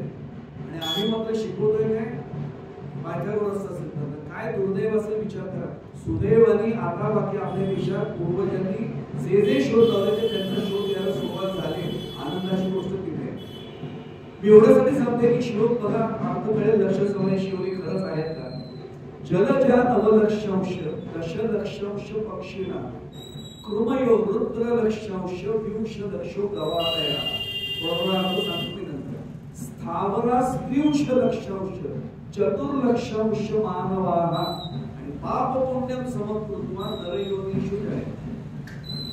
जलजा म्हणजे जलामध्ये जन्माला येतात ते, म्हणजे आपण आपल्या मराठीत म्हणतो ॲक्वेटिक प्लांट्स, ॲक्वेटिक ॲनिमल्स, जलचर. जलामध्ये जन्माला येणारे की ते जलजा नवलक्षांश, 9 लक्ष होते. आता 9 लाख म्हणजे 9 लाख मासे नाही आहेत. 9 लाख त्याला इंग्लिश मध्ये स्पीशीज म्हणतो आम्ही. स्पीशीज काही त्याचा उच्चार करा. प्रजाती तेवढ्या त्या 9 लाख आहेत. आणि आज आता सिद्ध व्हायला लागले की खरंच आहेत. त्यातल्या काही त्यांचा शोधही लागत नाही. आपल्याला माहिती काही प्राणी एक्सट्रीम सुद्धा झाले, डायनासोर कुठे येतात. पण जलजा नवलक्षांश दशलक्षांश पक्षिणा, खग ज्याला म्हटलं जातात, आकाशात उड्डाण करणारे, आकाशात विहार करणारे दशलक्ष प्रजाती आहेत. दशलक्षांश पक्षिणा. कृमयो रुद्रलक्षांश, रुद्र म्हणजे 11, कृमयो म्हणजे कीटक, इन्सेक्ट्स, वर्म्स वगैरे. रुद्रलक्षांश 11 लाख एवढ्या प्रजाती त्यांच्या आहेत. कृमयो रुद्रलक्षांश व्यूष लक्षो गवादया, 20 लक्ष प्रकारचे चतुष्पाद प्राणी. गवादयाचे काही सारखे चतुष्पाद. स्थावरा स्त्रिंश लक्षांश, स्थावर म्हणजे आपल्याला माहिती आहे स्थावर मालमत्ता, जंगम मालमत्ता. स्थावर म्हणजे एका जागी. अशा किती आहे? स्थावरा स्त्रिंश लक्षांश. वनस्पती कुठे जातात? एका ठिकाणी दुसऱ्या ठिकाणी, त्या एका जागीच राहणार आहे. स्थावरा स्त्रिंश लक्षांश आणि चतुर्लक्षांश मानवाः, मानवाचे 4 लाख वंश सांगितलेले आहेत. आधी आपल्याला मंगोलियन वंश, बॅबिलोनियन संस्कृती, रोमन संस्कृती सगळ्याला आपल्याला माहिती, सिव्हिलायझेशन ज्याला म्हटलं जातं. सगळ्या प्रकारच्या या वंशामध्ये 4 लाख प्रकार सांगितलेले आहेत. आणि पाप पुण्यम समम कृत्वा नरयोनीषु जाय. आता लक्षातील लक्ष 84 योनी आहेत. आणि अगदी उघडपणे मी रामरायांनाच म्हणून सांगतो, जे आपल्या पूर्वजांनी आणि संतांनी सांगून ठेवले त्यानुसार तुम्ही मी कोणीही यातल्या कुठल्याच योनीला सुटलेलो नाही. सगळ्या योनींमधनं आपण पुढे येत इथपर्यंत आलोय. आणि आता आपल्याला सुदैवाने मनुष्य देह मिळाला. आणि हे खरंच सुदैवाने म्हणतोय. मी पुढे जाण्यापूर्वी सांगतो, आचार्याने श्रीमद आद्यशंकराचार्यांनी फार त्याचं छान विश्लेषण केलंय. 3 गोष्टी दुर्लभच आहेत.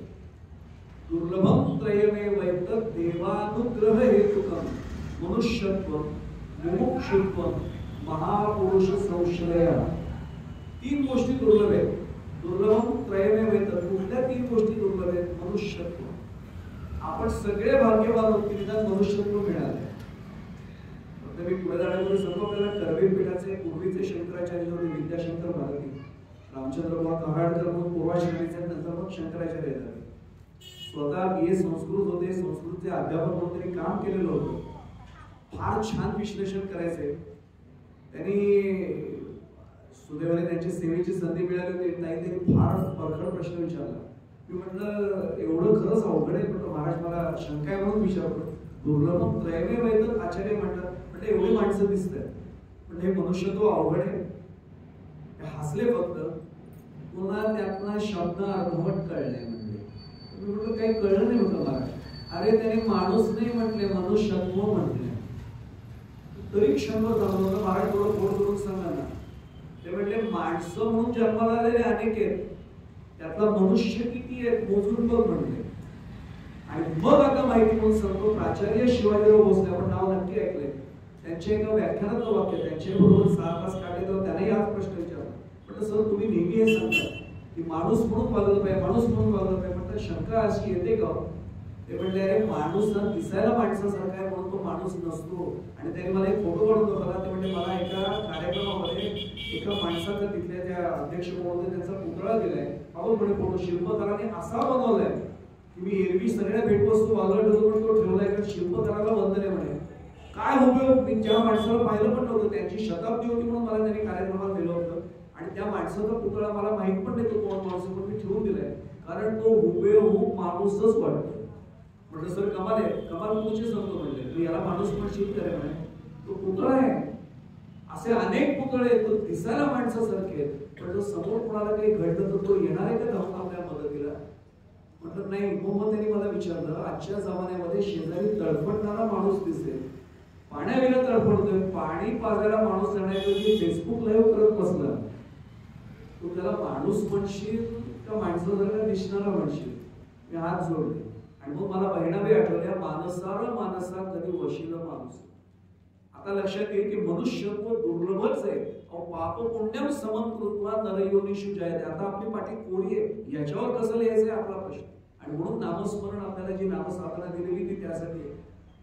त्यातला दुसरा आपल्याला माहिती आहे सर्वांना मुमुक्षुत्व, माझा मोक्ष मिळाला पाहिजे मला, ही मुमुक्षुत्वाची भावना फार अवघड आहे, प्रत्येकाला नाही वाटत. मी खरं सांगू आपल्याला, माझेही नातेवाईक काही असेल, तुमचेही नातेवाईक असतील. मुळात मला ते गंमत वाटते, नातेवाईक आणि तरेवाईक हे दोन शब्द मराठीत ते खूप जवळचेच आहेत आणि गमतीत सांगायला हरकत नाही, आपण शब्दाचे सगळे अधिकारी आहात. आपली परिस्थिती चांगली असते ना तेव्हा आपले सगळे लोक म्हणतात आम्ही नात्यातले, परिस्थिती वाईट होत्या लोक म्हणतात आम्ही नात्यातले. आता लक्षात आलं असेल. मग माझ्या लक्षात येतं की मुमुक्षुत्व सगळ्यांना नाही मिळत. मग मुमुक्षुत्व कशाला म्हणतात नेमकं, त्याचीही व्याख्या त्या शास्त्रकारांनी केली. भवपाश निबद्धस्य मम मोक्षः कथं भवेत् इत्याकुलं मनोयस्य सदीनः कथ्यते बुधे. त्यांना मी मुमुक्षु म्हणतो असं जर म्हटलंय तर मला खरंच वाटतंय का महाराजांसमोर आलं महाराज मला केवळ माळ हातात देऊ नका, महाराज फक्त बीजपत्र देऊ नका, महाराज फक्त श्रीराम जयराम जयराम एक माळ करा एवढं नका म्हणू. मला त्यातनं नेमकं काय साध्य करायचं या संस्कार माझ्यात रुजवा आणि माझ्याकडून ही माळ तशाच पद्धतीने होईल. आणि जरी माळेचा जप संपला एका देवाचा म्हणून तरी अहोरात्र प्रत्येक श्वासागणिक माझं नाम सुरू आत्मत राहील. कृपा करा हे म्हटलं ना की मग मुमुक्षुत्व आपोआप आलं म्हणून समजायचं. आणि आपण भाग्यवान महापुरुष संश्रय हे प्रत्येकाला मिळत नाहीये. महापुरुष संश्रय याचा अर्थच मुळामध्ये अत्यंत संत सद्गुरू ज्या पदाला पोहोचले त्यांच्या चरणाशी जाऊन बसणं हा महापुरुष संश्रय. हे प्रत्येकाला घडत नाही. आणि हे मी नाही म्हणते, तुकोबांचं प्रमाण आठवले म्हणून सांगतो, बहु अवघड आहे संत भेटी परी जग जेठी करुणा. त्याची कृपा झाल्याशिवाय संतांची सद्गुरूची भेटच होत. अनेकदा भगवंत येऊन भेटलेला असतो पण आपल्याला कळत नाही की हा भगवंत येऊन गेला. आपण म्हणतो देवा सारखे आला, देव आला वाटत नाही, याचं कारण ओळखताच येत नाही. आणि म्हणून मी कालही सांगितलं, ओळखिला हरी धन्य तो संसार किंवा जेणे परमार्थ ओळखिला तेने जन्म सार्थकी केला. समर्थ उगाच नाही म्हणाले. त्यामुळे आपल्या लक्षात असं येईल की हे सगळं घडत गेलं. या नरदेहाला आता आपण प्राप्त केलंय पण या नरदेहाचा उपयोग नाही कळला तर काय उपयोग होईल. नरदेह ही कस्तुरी प्रसन्ने सुगंध श्रीहरी पण ईश्वरास अर्पिणे न चोरी. नाथ महाराजांचं चरण आहे. आम्ही नेमकी चोरी करतोय का? जप स्मरण करणं हे अन्य कुठल्याही योनीतल्या प्राण्याला जमेल का? नामस्मरण नामस्मरण फक्त मनुष्य देहात जमते आणि हा मनुष्य देह मिळाल्यानंतर सुद्धा जरी नामसाधना मी करत नसेल, फक्त विचार करायचा ज्यांनी हा नरदेह दिला त्याला काय आपोआप नामसाधना घडण्याची खात्री पडते. आपोआप 100% हे घडेल. आणि म्हणून नेमकं आपल्याला लक्षात येतं की समर्थ ज्यावेळी म्हणतात की संसार म्हणजे महापूर माझी जलचरे अपार, की विरोध करणारे जलचर खूप असतात. आणि म्हणून महाराजांनी देखील जे म्हटले मानू नका सार संसार अपार.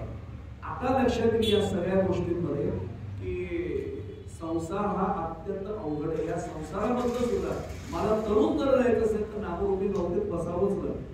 कालही एक प्रमाण सांगितलं होतं, भवसिंधूचे माझे कवणाचे घात उपजे ते तर जरी की माझे विहिरी म्हणून का पांडवा मूर्तींचा मेळावा करूनही त्यांच्या गावात धावतो आलो. नामाची या सहस्रवरी नावा या अवधारी सजून या संसारी तारो. यातली एवढे हजार नावरूपी नौका आल्या, मी एका नौकेत तरी बसण्याचा निश्चय करतो ना, मग मला या संसाररूपी सागराचं काय भय उरेल? कारण मन येणारे नावाडे कोण आहेत? माझे सद्गुरू आहे. मग त्या नावेत बसल्यानंतर माझा पुढचा प्रवास हा अतिशय सोपा होणार आहे. म्हणून संसारामध्ये जरी मी आलेलो असतो, हा संसार त्यागणं हे सोपं नाहीये. आणि खरं सांगू तुम्हाला, येणं जाणं हे टाळणं हे आमच्या सद्गुरूंच्या हातात आहे. पण त्यासाठी साधना तर मी करायला हवी. मी काहीच करणार नाही आणि त्यांना मात्र सांगणार माझा जन्ममृत्यूची येरजार संपवा, हे होऊ नाही शकत. माणूस आता बोलता आठवले म्हणून समजेल, माणूस असा देवळात आला आणि कोणतरी सांगितलं असं, मला एक हसू येतं का, तो अमुक देव नवसाला पावतो. मी नेहमी विचार करतो, मग बाकीचे देव काही कमी क्षमतेचे आहेत. आपली काय श्रद्धा, म्हणजे आपण किती स्वार्थ नाही, या नाही आम्ही या देवाला जातो, तो नवसाला पावतो. अरे जर आम्हाला चराचर सृष्टी भगवंतांनी व्यापलेली हे पटतच नसेल, तर मला ईश्वरी संकल्पना नेमकी काय कळली? मी पुन्हा पुन्हा सांगतो, ईश्वरच सर्व भूतानां, भगवद्गीतेचं एक एक अध्याय वाचले आपण की आपल्या सगळ्या गोष्टी लक्षात येतात. मग आता लक्षात येईल आपल्याला की तो आला आणि तिथे समोर उभा राहिला. तेव्हा खूप दरिद्री आहे मी, एक काम कर ना, 51 लाखाची लॉटरी लागली तर बरोबर येईल का? माझं अख्खं आयुष्य बदललं. तेव्हा 51 लाख मी आजपर्यंत तरी मागितलं नाही. जेव्हा मनात पडला आजपर्यंत तो हात जोडायला पण कधी आला, पण तो आला नाही. म्हटलं 51 लाख रुपये तरी मला लागू द्या. पुढच्या गुरुवारी तुला 11 नारळ चढवेल. हे काय मला समजत नाही प्रकार. म्हणजे माझं काम केलं तर हे तुम्हाला देणं असं आहे. त्याला माऊलीचे शब्द समजून त्याला माऊलीने वाणिज्य म्हटले. अर्जुनाला सांगितले हे वाणिज्य करू नकोस. वाणिज्य म्हणजे आजच्या भाषेत कॉमर्स, व्यापार, हे करू नकोस. हे अर्जुनाला बजावले माऊली. पुढच्या गुरुवारी याला काहीच लागलं नाही. पुढच्या वेळेस तेव्हा माझी कदाचित लायकी नाही दिसत.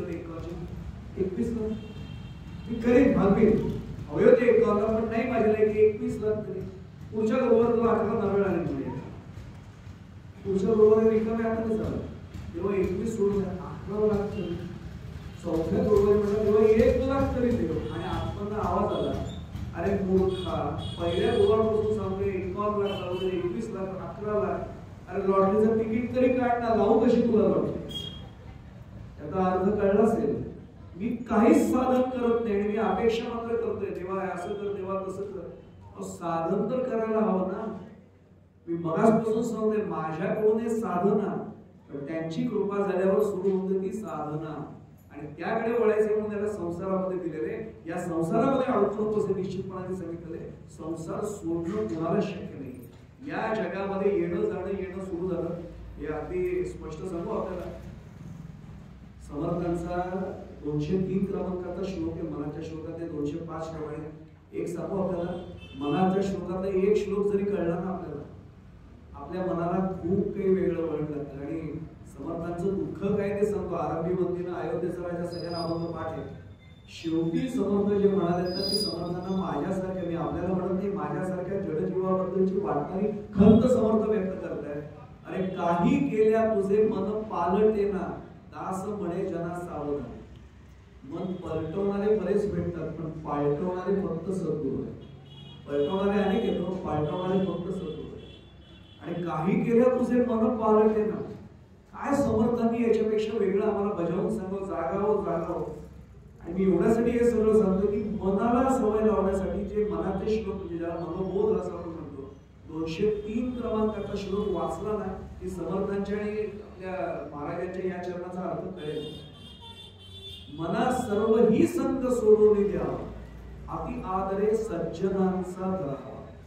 जयाचे निसंगे महादुःख भंगे, जनी साधने विण सन्मान करा. काय समर्थांनी सोपं करून सांगितलं, मना सर्व ही संत सोडून द्या. आपल्याला सांगितलं ना महाराजांचं. आता आपण चरण काय पाहतोय, मानू नका सार संसार असा.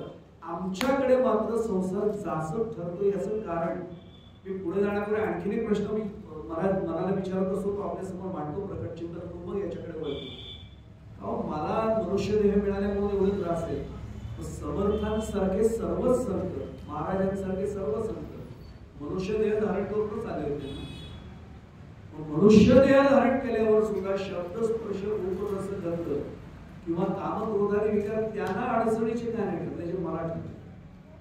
कारण शास्त्र काय सांगतं, मनुष्य देह मिळाला की पंचविकार, पंचविषय विषय विकार लागतातच. मी चिंतनाने बसलो आणि मग माझ्या काही विचार मनात आला, हेही मनुष्य देह झाले होते, ह्यांना अडचण काय? आणि मग लक्षात आलं संतांना सुद्धा विषय होतेच करते, ह्याला विषय आलेच.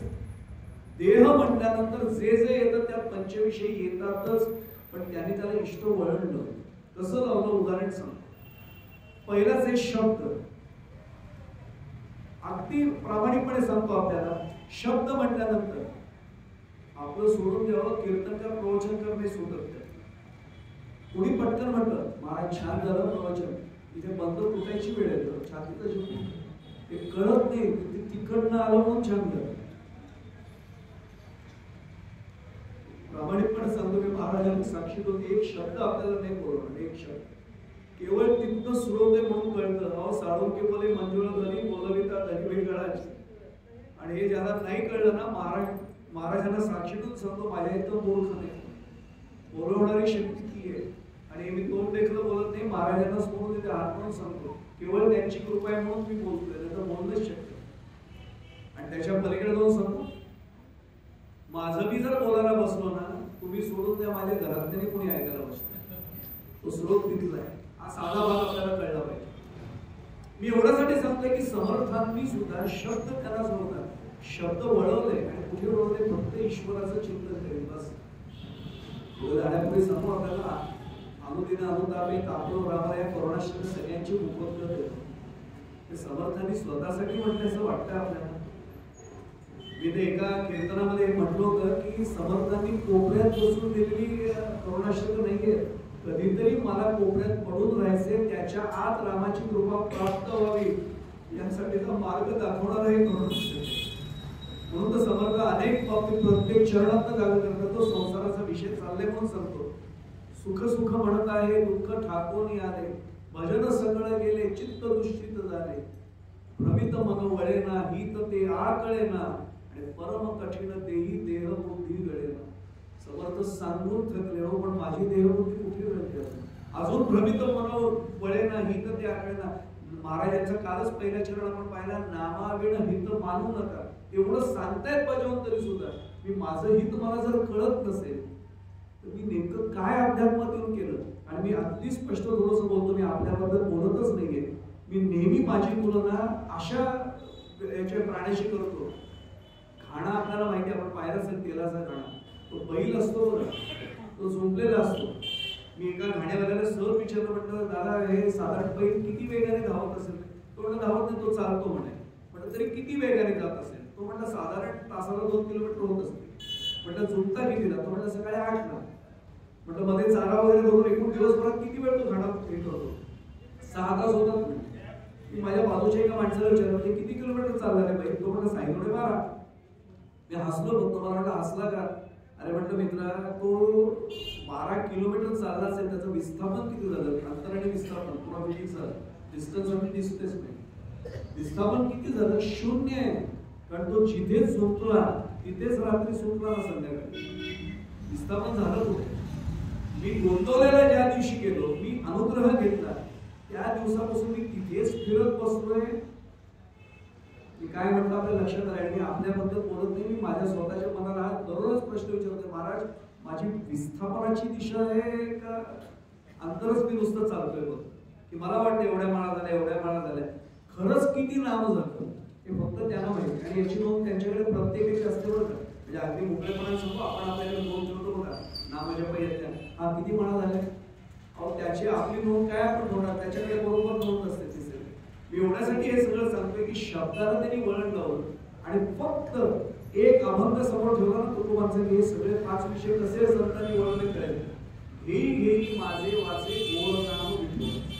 शब्दाला वळण काय लावलं? शब्दाने मी फक्त विठोबाचंच स्तवन करेन, बाकी काही करणारच नाही.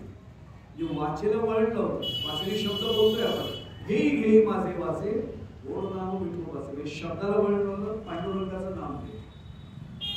स्पर्श, बाकी कुठलाच स्पर्श नाही, पांडुरंगाच्या चरणांना मिठी मारायची आणि नमन करायचं. आणि एक सांगू, या जगात फक्त पांडुरंग नावाचं एकच दैवत पंढरीनाथाचं असं आहे की लहान असो, मोठा असो, श्रीमंत असो, गरीब असो, स्त्री असो, पुरुष असो, या जातीचा असो, त्या जातीचा असो, सगळ्यांचे आहे येत्या अधिकार. हरीच्या सकळांचे आहे एका अधिकार उद्धार हरीच्या नामे. कशासाठी? कुणी जा आणि तिथे करा. तुकोबांचं चरण आहे. देता आली मिठी सावकाश, बंधनापासून उतरलेल्या गाठी देता आली मिठी सावकाश. ते चरणांना स्पर्श करायचा. बस पांडुरंगाचा स्पर्श करायला स्पर्शाला वळलं. शब्द झालं, स्पर्श झालं, रूप. डोळे तुम्ही घ्या रे सुख, पहा विठोबाचे मुख. किंवा सुंदर ते ध्यान उभे विटेवरी करकटावरी ठेवून सदा माझे डोळा जडो तुझी पूर्वी. सगळं रूपाला वळण लावलं की फक्त देवाचं रूप बघितलं. शब्द झाले, स्पर्श झाले, रूप झाले, रस. फक्त भक्तीचाच रस. म्हणजे ज्याला आपण काय म्हणू, अमृता होणी गोड नाम तुझे देवा, त्याच्याशिवाय रस कुठलं होत नाही. प्रमाण सर्व आपल्याला नाम गोड, नाम गोड, पुरे गोड सगळे. रसना येरा रसा भेटते पण घेता अधिक होते. तो म्हणते बाकीच्या रसाला हे रसना भेटते. अगदी उदाहरण सांगू, कितीही गुलाबजाम आवडत असू दे, गुलाबजाम सुंदर झाले, 4 खाल, 5 खाल, 6 खाल, कपॅसिटी क्षमता असेल तर 15 खाल. नंतर म्हणतो घ्या ना, छान झाले. आता रात्री जर पुन्हा म्हणतो घ्या ना, खाल्ल्यानंतर दुपारी आता दुसरं ते आता जरा तिखट आणले. मी पुन्हा पुन्हा सांगतोय, खाण्याचा रस आम्ही किती चांगला वाटू देत, तो नंतर नकोसा वाटतो. पण नामरूपी रस असा आहे, घेता अधिक होते. या जीवेला एकदा ती सवय लागली ना, नाम सोडवतच नाही. त्यामुळे घेता अधिक होते. शब्द, स्पर्श, रूप, रस आणि गंध, गंध म्हणजे सुवास. एकच सांगतो, जे अधिकारी श्रोते त्यांना कळेल, ज्या क्षणाला भगवंताचं नाम त्याच्यावर पोचतं ना, डोळे मिटून फक्त कधीतरी अनुभव घ्या. अनुभव घेतलेले किमान 4-5 जण ते असतील. त्या क्षणाला काही उत्पत्ती लावलेली नाहीये, फुलं नाहीये, अत्तर नाहीये, तरी त्या परिसरात सुगंध अनुभवता येतो. म्हणजे गंध सुद्धा संतांनी अनुभवला, पण तो भगवंताच्या नामातून निर्माण केलेला, भगवंताच्या सहवासाचाच गंध. आता मला सांगा, त्यांनाही मनुष्य देह मिळाला, तेही संसारात आले, अडले कुठे त्याच. आणि काम क्रोध यालाही त्यांनी वळण लावून टाकलं आणि हे सगळं सोडून दिलं. माणसाला हे अवघड नाही. याचं कारण मी नेहमी सांगतो, संस्कृत मध्ये एक छान श्लोक आहे, माणसाला फार अवघड आहे. विश्वामित्र पराशरानी मुनयो वातांबो पर्णाशना. कशी तपश्चर्या होतो विश्वामित्रांनी सगळ्या मुलींची. 60,000 वर्ष तपश्चर्या केली. आपण सगळं वर्णन वाचतो. तपश्चर्या कशी मोडली आपल्याला काही गादीवरून सांगायची गरज नाही, आपल्या सर्वांना प्रसंग माहिती आहे. विश्वामित्रांसारख्याने हा अनुभव घेतला. विश्वामित्र पराशरानी मुनयो वातांबो पर्णाशना ते अपि स्त्री मुख पंकजस्सुललितं दृष्ट्वैको मोहन. 60,000 वर्ष तपश्चर्या, सगळा त्याग करून तपश्चर्या केल्यानंतर ते अपि स्त्री मुख पंकजस्सुललितं दृष्ट्वैको मोहन. आणि आपली अवस्था काय? सुभाषितकार म्हणतात, शाल्यन्न सद्रुतम पयोदनियुतम भुंजन्ति ते मानवा. आम्ही भाज्या सर्व प्रकारच्या खातोय, साजूक तुपात नाही बरं का, घ्या ना, म्हणून ते घेतोय. पयोदनियुतम, दूध दही सगळं घेतोय. भुंजन्ति म्हणजे खातोय, भुंजन्ति ये मानवा ते अपि इंद्रिय निग्रह यदि भवेत विंध्यस्तरेत सागर. विंध्य पर्वताने सागर ओलांडून पलीकडे जावं हे जितकं अवघड आहे तितकं सर्वसामान्य माणसाला यावर नियंत्रण मिळवणं अवघड आहे. पण हे जर घडावं असं वाटत असेल तर त्याला एकच साधन आहे, नामसाधन. नामसाधनेत 100% सत्य होईल. हा तिथला एक साधा भाग आहे, हा आपल्या सहज लक्षात येईल. आता मुद्दा आपल्याला लक्षात येईल.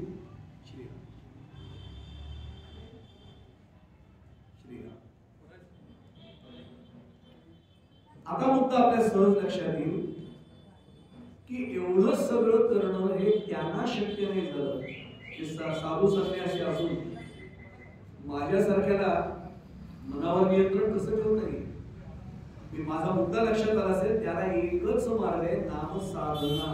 याच्याशिवाय दुसरा कुठलाच पर्याय येऊ शकत नाही. आपल्याला मुद्दामून माहिती म्हणून सांगतो की काम क्रोधाने विकार जर वळवायचे असतील तर बाबा गर्दे नावाचे एक आध्यात्मिक कवी होऊन गेले. त्यांनी सांगितले, काम क्रोध राग आहे ना, लोभ आहे ना, ठेवा, पण त्याला वळवा. कसं वळवायचं? त्यांनी उदाहरण दिले, काम असावा ईश्वर भजे. काम याचा अर्थ इच्छा असा अर्थ बघ, कामाच्या अनेक छटा आहेत. ते काम म्हटल्यानंतर वासना फक्त डोळ्यासमोर लोकांना येते, तसं नुसतं नाहीये. 4 पुरुषार्थ धर्म अर्थ काम आणि मोक्ष माहिती सर्वांना, आणि हाही धर्माचा आधार दिल्यानंतर त्याला खऱ्या अर्थाने एक वेगळा प्राप्त होतो अर्थ. काम कसा असावा तर काम असावा ईश्वर भजे.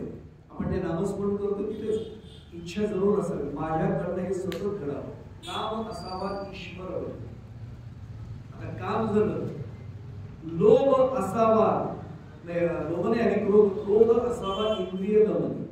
काम झालं, क्रोध झालं, क्रोध असावा इंद्रिय दमनी. माझी इंद्रिय नको ते जर काम करत असतील, संत गोरोबा काकांचं चरित्र फक्त आठवा. हात सुद्धा तोडले होते, आठवत असेल. गोरोबा काका कुंभार माहिती आहे, गोरोबा कुंभार संत. ते चरित्र सांगायला वेळ नाही मला, पण एवढंच सांगतो की मी स्वतःला शिक्षा करून घेतली की मी स्पर्श केला ना, माझा निर्णय चुकला ना, आणि मग पांडुरंगाने त्यांना हात दिले, असं आपण नेहमी ते चरित्रात पाहतो. क्रोध असावा इंद्रिय दमनी. क्रोध असला पाहिजे, काम असला पाहिजे, पण त्याच्यावर काम असावा ईश्वर भजनी, क्रोध असावा इंद्रिय दमनी. तीर्थ प्रसाद शेष ग्रहणी लोभ अपार असावा. बाबा गर्दे म्हणतात तीर्थप्रसादाच्या बाबतीत लोभ जरूर असावा. सत्यनारायणाची पूजा आहे आणि तीर्थप्रसाद देतात आणि त्याचं गर्दीमध्ये लक्ष नाही माझ्याकडे, आणि तो पटकन लक्ष नसल्यामुळे मला प्रसाद द्यायचा किंवा तीर्थ द्यायचा विसरला, लाजून घरी नाही यायचं. लग्नामध्ये एखाद्याने कोणी घ्या ना जेवायला म्हटलं नाही चालतं, इथे मी जाऊन सांगितलं पाहिजे महाराज प्रसाद राहिलाय मला, इथे लोभ जरूर असावा. तीर्थप्रसाद शेष ग्रहणी लोभ अपार असावा, कारण तो भगवंताचा प्रसाद आहे. त्यामुळे तिथे आपल्याला सांगितले की हे जरूर असलं. आता लक्षात येईल की संतांना सुद्धा संसारात यायला लागले. संतही इथे आले आणि पुढे जाण्यापूर्वी सांगतो, समर्थांनी फार छान म्हटलेलं, तुम्हाला आणि आम्हाला काय, त्यांच्या अवतारांना सुद्धा संसार नाही सुटत. समर्थांनी इतकं छान म्हणाले, मृत्यू न म्हणे थोर, मृत्यू न म्हणे हा हरिहर, मृत्यू न म्हणे अवतार भगवंता. कुणाला चुकलाय मृत्यू? भगवान प्रभू रामचंद्र प्रत्यक्ष जेव्हा अवतार कार्य संपलं, शरयू नदीमध्ये लक्ष्मण भैयांसह देह ठेवता झालेच ना, अवतार संपवला, तो देहावतार संपवला. भगवान महाविष्णूंचा अवतार होता. कृष्ण अवतार पुढचा, तो पारध्याचा बाण झाडामधनं आला आणि तो लागला. आणि हेही आपल्याला माहिती आहे की प्रत्येक गोष्ट आपल्याला जे सद्गुरू सांगतात ना, मन कोणाचे कधी न दुखवावे. मगाशी विषय निघाला, आता थोडा आठवण झाली त्याची म्हणून सांगतो. खरंच मन कोणाचे कधी न दुखवावे, कारण एक कर्म सिद्धांत आहे. मी जर कोणाचं मन दुखवलं आणि त्याच्या मनाला वेदना झाल्या तर त्याचं पाप मला फेडावंच लागतं. मी आपल्याला एक सांगतो, आपल्यापासून गुजरात अगदी जवळ आहे, हिराबाई ठक्कर, आपण कदाचित नाव जुन्या लोकांनी ऐकलं असेल. त्यावेळच्या अहमदाबाद प्रांताचे म्हणजे प्रोव्हिन्स ज्याला म्हणायचो आपण, त्या प्रोव्हिन्शियल याचे ते ऑडिटर जनरल होते, लेखापाल त्यावेळी म्हणायचे. त्यांनी कर्मनु सिद्धांत असं मूळचं गुजराती पुस्तक आहे. मी कोठारे साहेबांना सांगितलं की सुदैवाने मी गुजरातमध्ये काही काळ आलो होतो, त्यामुळे मला गुजराती भाषा त्यावेळी तो अख्खं पुस्तक, एवढं पुस्तक आहे, आणि एकदा हातात घेतलं की ते ठेवत नाही. त्याचं मराठी भाषांतर पण आले, इंग्रजी भाषांतर पण आले. कर्मनु सिद्धांत पुढचं नाव आहे कर्माचा सिद्धांत मराठीत आहे, कर्म का सिद्धांत हिंदी में उसकी आवृत्ती है, उपलब्ध आहे. 40 रुपयाचं पुस्तक आहे. एक सांगतो, त्या पुस्तकाशी माझा काही संबंध नाही, पण काही सांगावं लागतं. तर काही प्रवचनकार सांगतात पुस्तक विक्रीला आणले, मी आणलेलं नाही, त्या पुस्तकाच्या विक्रीशी माझा काही संबंध नाही, पण मला आनंद मिळाला म्हणून मी सांगतोय, आपल्याला जमलं तर पुस्तक जरूर मिळवा. गुजराती वाचा, हिंदी वाचा, मराठी वाचा. त्यात इतकं परखडलेलं आहे, मी एकाच्या सुद्धा मनाला वेदना दिली तर मला पुढच्या जन्मात तोच नाही देणार, पण भगवंत ती मला फेड करायला लावतो, आणि हे कोणी सोडत नाही. मी उदाहरण सांगत होतो त्याचं. रामायणातला तो प्रसंग आठवा, सुग्रीव वालीच्या संदर्भात. सुग्रीवांचं मैत्री असल्यामुळे वालीला रामाने मागणं बाण मारला. आता तो झाडामागणं बाण मारला होता, वालीला तो बाण आल्यानंतर वालीला विवळला वाली. पण वालीचाही अधिकार होता, त्याला कळलं की हा साधा बाण नाही. तसं श्रावण बाळाच्या बाबतीत की करीत कोणाचा हा बाण, करीत आला नामस्मरण, हे श्रावण बाळाच्या मुखात मी वाक्य सांगतो. वालीने पटकन सांगितलं, हा एवढा पवित्र बाण कोणी सोडलं, मला वेगळं जाणवतंय. आणि त्यांनी मागे बघितलं तर प्रभू स्वतः समोर आले, आणि त्यांनी प्रभूंना विचारलं, हा मी माझ्या मनाने सांगत नाही, तुलसी रामायण काढून पहा, वाल्मिकी रामायण काढून पहा, कंप रामायण काढून पहा, सगळ्या रामायणाचा दृष्टांत आहे, प्रसंग आहे. त्यांनी विचारलं, प्रभू तुम्ही क्षत्रिय आहात, स्वतः क्षत्रिय त्यांनी मागून वार नाही करत, समोरून वार करतो. क्षत्रिय असून तुम्ही मागणं वार का केलं? काय त्यांनी उत्तर दिलं असेल. तुलसीदासाने खूप त्याचं 5-7 पोहे जोडले, त्याचं वर्णन थोडक्याचा माझ्याकडे विषय नाही. त्यांनी एवढंच सांगितलं की अरे मी जर तुझ्या समोरून बाण मारला असता क्षत्रिय म्हणून तर बाण मारण्याचा विषय संपला असता. आणि कसं होतं रामायणाचा अधिकार आपल्याला सर्वांना माहिती आहे. आम्ही ह्याच्यात वारकरी संप्रदायात एक प्रमाण देतो, कोळियाची कीर्ती वाढली गहन केले रामायण रामा. रामांच्या आधी वाल्मिकी ऋषीने जे लिहून ठेवलं होतं ना, बोलिले वाल्मिक हरिपाठाचा विषय आपल्याला माहिती, तसं रामांना वागावं लागलं. रामांचा पूर्णावतार होता पण तरी स्वातंत्र्य नव्हतं, सामर्थ्य होतं, ते लिहिले तसंच वागायचं. आणि त्यात दिलं होतं वाली सबत करायचंय. त्यांनी सांगितलं की अरे मी जर समोर आलो असतो तर काय झालं असतं, जो भगवंताला सम्मुख होतो त्याची पाप संपतात. आणि जर पाप संपली असती तर तुला मारण्याचा विषय संपला असता. आणि मी तर तुझा वध करावा लिहून ठेवलेलं आहे, विधी लिखित आहे, म्हणून मी मागणं बाण मारलं. पण आता हे कर्म घडलं. कर्मणू सिद्धांत मगाशी सांगितलं, कर्माचा सिद्धांत काय, भोगावं लागतं. पुढच्या जन्मामध्ये भगवान कृष्णांचा अवतार, पारध्याने बाण मारला, पायात बाण मागणं लागलं. आणि मग आमच्या तुकोबांचं प्रमाण आठवतं, केले कर्म तेची भोगा. जे केलेलं असतं ते भोगावंच लागतं. म्हणून मन कोणाचे कधी न दुखवावे.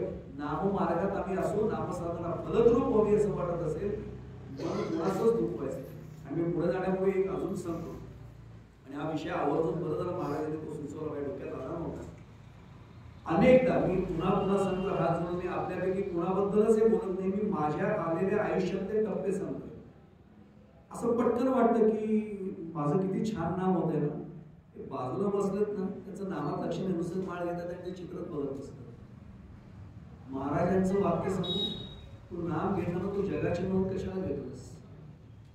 मला परवा एक दृष्टांत ऐकायला मिळाला, तो सांगतो. आपण नारद मुनींच्या बाबतीत दृष्टांत तेलाच्या वाटीचा सांगतो, माहिती ना, तैलपात्र घेऊन नारायणांनी महाविष्णूंनी त्यांना सांगितलं. तसा एक वेगळा दृष्टांत मला परवा ऐकायला मिळाला, आणि तो ऐकायला मिळाला. मी जो आहे तो सांगतो, आता इथे उपयोगी म्हणून तो सांगतो. एका देवळामध्ये असंच त्या पुजारी दादांना एक जण येऊन सांगते, बाई महाराज जरा तुम्ही बोलबीट घ्या ना जर सगळीकडे, की नाम घेत असताना नामच घ्या. तिथे म्हणजे देवळात लोक येतात आणि गप्पा मारत बसतात. आणि खरं सांगू, अनेकदा देवळात येऊन प्रपंचाच्या गप्पा मारण्या, मी संसार नाही पडते, प्रपंचाच्या गप्पा मारल्या जातात. खरे उभे नाही, हात जोडून प्रार्थना आहे. अहो, प्रपंचातून सुटण्यासाठी देवळातून साधन आहे. देवळाच्या माध्यमातून आम्ही जर तेच उगाळत असतो, आणि संसार कितीही उगाळला, काळाच हे नव्हतो, तो कशाला देवळातून पुन्हा होतो उगाळला. इथे आल्यानंतर देवा तू आणि मी एवढं अनुसंधान जुळलं पाहिजे. पण तरी सुद्धा मी दुसऱ्यांची नोंद का घ्यावी, त्यांनी बघितलं. आणि त्या पुजारी दादाने त्यांनी सांगितलं की दादा ते बोर्डले, ते म्हणजे कशासाठी ते म्हणजे बघा नाही, ते काय लोक नाम जप करत नाही, नुसत्या गप्पा मारत बसले. ते म्हणजे ताई जाऊ दे ना, तुम्ही नाम घेतलं. मी तिसऱ्यांदा जेव्हा सांगितलं, त्यांनी सांगितलं एक काम करता, मी जरूर लिहिन, फक्त माझं एक काम करा, मग मी तुमचं काम करतो. तर म्हणजे करीत ना, माझं काम करणार करीत. अशी त्यांनी फुलपात्र समजा पाहिजे, पाण्याने काठोकाठ बघ. नारद मुनींच्या बाबतीतला दृष्टांत तो इथे केला नाही. आणि सांगितलं या मंदिराच्या गाभाऱ्याला, गर्भगृहाला फक्त एक प्रदक्षिणा पूर्ण करा. फक्त एक काम करायचं, पाणी सांडलं तुम्ही तुमचा उपाय करणार, एक थेंब नाही सांडलं. जमेल म्हणले, मला प्रदक्षिणा करायची सवय, इथलं माझं मंदिर पाठ आहे. मी कसा टोकवत जातो बघा, इथे सुद्धा माझं मंदिर अख्खं पाठ आहे, मला प्रदक्षिणा मार्ग पाठ आहे, म्हणजे मी सहज जाते करते बघा मी. आणि त्यांनी फेरी मारली, 3 फेऱ्या मारायला सांगितलं होतं, 3ही फेऱ्या पूर्ण झाल्या. गुरुजींसमोर त्यांनी ते ठेवलं. गुरुजी एक नाही सांगा, तिथे जाऊन बघा. गुरुजी म्हणजे बघायची गरज नाही, मला खात्री पाणी तेवढंच आहे. पण मला एवढंच सांगतो की एरवी तुम्ही नामस्मरण करता, मग पण करता, आज किती माळत आहे. काय कमाल करताय गुरुजी, म्हणजे पाणी सांगतो नाही म्हणून तुम्ही जायचं, माझं लक्ष सगळं पाण्यात ठेवतो. नामस्मरण कसं करेल. गुरुजी हसले तेवढंच म्हटले, तुम्ही आल्यावर नामस्मरण करायला बसताना हे काय करतात आणि ते काय करतात बघायला येतात की तुम्ही नामस्मरण आले. काय उत्तर मिळालं असेल. आणि मी महाराजांचं वाक्य सांगू, मला फार ते वाक्य आवडतं. महाराज म्हणतात, तुमच्याशी कोणीला वाद घालायला जरी आलं, भले तुमची चूक असो का नसो, तुम्ही वाद कशाला घाला. वाद घालण्यामध्ये 5 मिनिटं जातील, ती 5 मिनिटं तुमच्या आयुष्यातील नामस्मरणाची वाया जातात. त्याचं काय करशील, मिळणार आहेत का म्हणजे 5 मिनिटं की पुढचा चरण आज सांगणार नाही, पण त्या चरणाचा आधार येतो. नाही नाही नेम आयुष्याचा, महाराजांचा 4था चरण आहे, आपण उद्या बघू त्याच्यावर. आयुष्याचा नेम नाही, तू कशासाठी वेळ वाया घालवते, हा काय करतोय तो काय करतोय. अहो, मी माझ्या घरात सुद्धा मी जर नामस्मरणाला बसलो, श्रीराम जय राम जय राम, श्रीराम जय राम जय जय राम, प्रभू रामचंद्र म्हणतात तरी तो सुदर्शनाचं पुढच्या अवतारात आहे, कृष्ण अवतार. माझा राम अवतार धनुष्यबाण होता, तो सुदर्शन चक्र. मग रामाचे लक्ष देता पंखा लावायला सांगतो. तेवढ्यात मी आपला श्रीराम जयराम जय जयराम पुढे आलं. श्रीराम जयराम जय जयराम, श्रीराम जयराम. मी पत्नीला लिहायचं होतं श्रीराम जय श्रीराम जयराम जय जयराम. अरे तो जप करतो ना, पत्नीला कळते अतिथी देवो भव, आणेल ना चहा. तुझ्या माळा पूर्ण होईपर्यंत तू ही दखलंदाजी कशाला करतो? ही नोंद घेत बसणं जगाची. इथे आमची गडबड आहे. नामसाधना विषयाकडे आपण चाललोय, कुठलीच नोंद नाही आली पाहिजे. हा त्याचा महत्वाचा भाग आहे. आणि मी दुर्दैवाने सांगतो, मंदिरात गेल्यानंतर आजपासून मी माझ्या मनाने आपल्याला म्हणत नाही, मी निश्चय करेन की गेल्यानंतर भगवंताचं आणि माझं अनुसंधान जुळेपर्यंत मी उठणारच नाही. आता काही जण म्हणतील मग नाही जमलं तर होणंच शक्य नाही. या निश्चय करून गेल्यावर तो अनुसंधान जुळवतो का, आता त्याची जबाबदारी असते. आणि माहिती म्हणून सांगतो, गंमत आठवली म्हणून सांगतो. दोन खूप वयोवृद्ध ज्येष्ठ नागरिक आमच्या कर्ताच्या एका मंदिरात बसले होते. इथे कोणाची नावं असतील तर ऐकून ते कीर्तनाचे दृष्टांत आहेत. एक होते राजाभाऊ, दुसरे होते गजाभाऊ. ते समोरासमोर बसले, दर्शन घेतल्याने बसले खाली. आणि राजाभाऊ रोज ठरलेले प्रश्न, काय गजाभाऊ सोनबाई काय म्हणताय, आता काय चौकशी करायची गरज आहे, त्यांच्या सोनबाई काय म्हणतात ते बघतील, माझ्या सोनबाई काय म्हणते ते, पण तरी चौकशी अशी असते. आणि खरं समोर त्याला पुढे जाण्यापूर्वी नाव घेऊन सांगतो, रामकृष्ण क्षीरसागर. मी त्यांना बघितलं नव्हतं तरी, पण दत्त संप्रदायाचे एक नगरचे फार मोठे संत होते. त्यांचं एक वाक्य की वयाच्या 50 नंतर व्यवसाय नोकरी चालू ठेवा, पण मानवप्रस्थाश्रम मनाने स्वीकारा. एक पाऊल बाहेर. म्हणजे कसं की मनाची तयारी म्हणून सुरू होते की मला 60 नंतर आता घरात लक्ष नाही करायचं. आता मी पण 60च्या पुढे आल्यानंतर लक्ष घालणारच आहे, माझ्याही बाबतीत सांगतो. मग आम्हाला इतकं लक्ष असतं, लक्ष घालायचं नाही म्हणजे असं नाही करायचं. उद्या मुलांनी विचारलं, माझा काही संबंध नाही. आता 60 ओलांडी मी मानवप्रस्थाश्रमात, मला काही संबंध नाही. जबाबदारी झटकायची नाहीच. पण त्याला सांगताना मात्र जे काही आपला अनुभव आहे तो सांगणं इतपत वेगळं आहे. पण माझाच संसार आहे असं करते पण मग मी जेव्हा करावं लागतो ना, तिथे गडबड सुरू. राम करता ऐसे म्हणसे आम्ही किती वेळा पाठ करतो, पण आमच्या आचरणात न ठेवतो. त्यांनी विचारलं, राजाभाऊ सुनबाई काय म्हणतात? काय सांगायचं राजाभाऊ, नेहमीचीच कटकट आहे, डायबिटीसचा त्रास आहे तरी वेळच्या वेळी जेवायला मिळत नाही. राजाभाऊ तुमच्या सुनबाई काय म्हणतात? ते म्हणे घरोघरी मातीच्या चोरी, तुमच्या सुनबाई तशा, आमच्या सुनबाई म्हणतात. रोज बोलतात, कशाला चौकशी करताय? ते सगळं झालं. आणि मग ते म्हणतात, मला खरं सांगू का राजाभाऊ? म्हणतात, गजाभाऊ या संसाराचा आता वीट आलाय. संसार विषय चाललाय म्हणून सांगतो. काय वाक्य आहे? या संसाराचा आता वीट आलाय. तेवढ्यात घड्याळात 8चे तोले पडतात. आणि जे गजाभाऊ म्हणतात मला संसाराचा वीट आलाय, ते काठी उचलतात आणि घराकडे वीट चालला. कसला वीट आलाय? ज्याचा वीट आलाय तिथं मन फिरलं पाहिजे ना. अवीट गे माये विटे ना, जवळीचं आहे परी भेटे ना. आपल्या लक्षात असेल, परिमळाचे लावं भ्रमर गोडी, दैसी तुझी गोडी लागव. ही गोडी लागावी यासाठी मार्ग काय? महाराजांनी दिलेलाच मार्ग श्रीराम जयराम जय. मग ही अवीट गोडी आमच्या मनाला लागते. मग तिथे एकदा मन गुंतलं ना की माऊलींच्या भाषेसमोर निमिष मोठं होते. आणि माऊलींचं एक वाक्य मला मुद्दाम पुन्हा पुन्हा सांगतो, सर्व सुखासाठी आपण घालतो. मी सुखासाठी नाही म्हणते, सर्व सुखात म्हणजे सोलीव सुख माऊलींच्या शब्दात, सोलीव सुख. मला फार शब्द माऊलींचा आवडतो. आम्ही सुख मागतो, मला रावत नाही पण सांगतो, मला वेळेची मर्यादा आहे. खूप बोलायचं वाटतं आणि हा विषय जर का व्याप्तीचा आहे. सुख कदाचित पैशाने मिळतं, पण माझं वाक्य आहे का, सुख पैशाने मिळतं, विकत मिळतं. समाधान त्याच्या कृपेशिवाय मिळत नाही. मी पुन्हा जबाबदारीने सांगतो, पैसे से सुख मिल सकता है गुप्ता है, समाधान अगर उसकी कृपा होगी तो ही मिल सकता. मी उदाहरण सांगतो, पैसे माझ्याकडे भरपूर आहेत, मी अशी काही खोली माझी बेडरूम केली, साऊंड प्रूफ, बाहेरचा एक आवाज नाही आला. डनलॉपची गादी, छान ब्लँकेट आहे, आधी काश्मीरी शाल आणले, उशी वगैरे मस्त पैकी मला व्यवस्थित ऍडजस्ट करायची आणते, AC बसवलाय आणि मी एकटा त्या खोलीमध्ये झोपलोय. सुख आणलं पैशाने, पण आडवं झाल्यानंतर मनातले विचार थांबतील आणि झोप शांत लागेल. ही कृपा त्याची असल्याशिवाय होईल कसं? आणि अनेक जणांच्या मनात विचार काय आहे तसं, आज सुख मिळाले उद्या राहील का? आणि एक सांगू, कायम चिरकाळ टिकणारं सुख फक्त नामाचं. एक दृष्टांत प्रत्यक्षपणे घडलेला दृष्टांत आहे.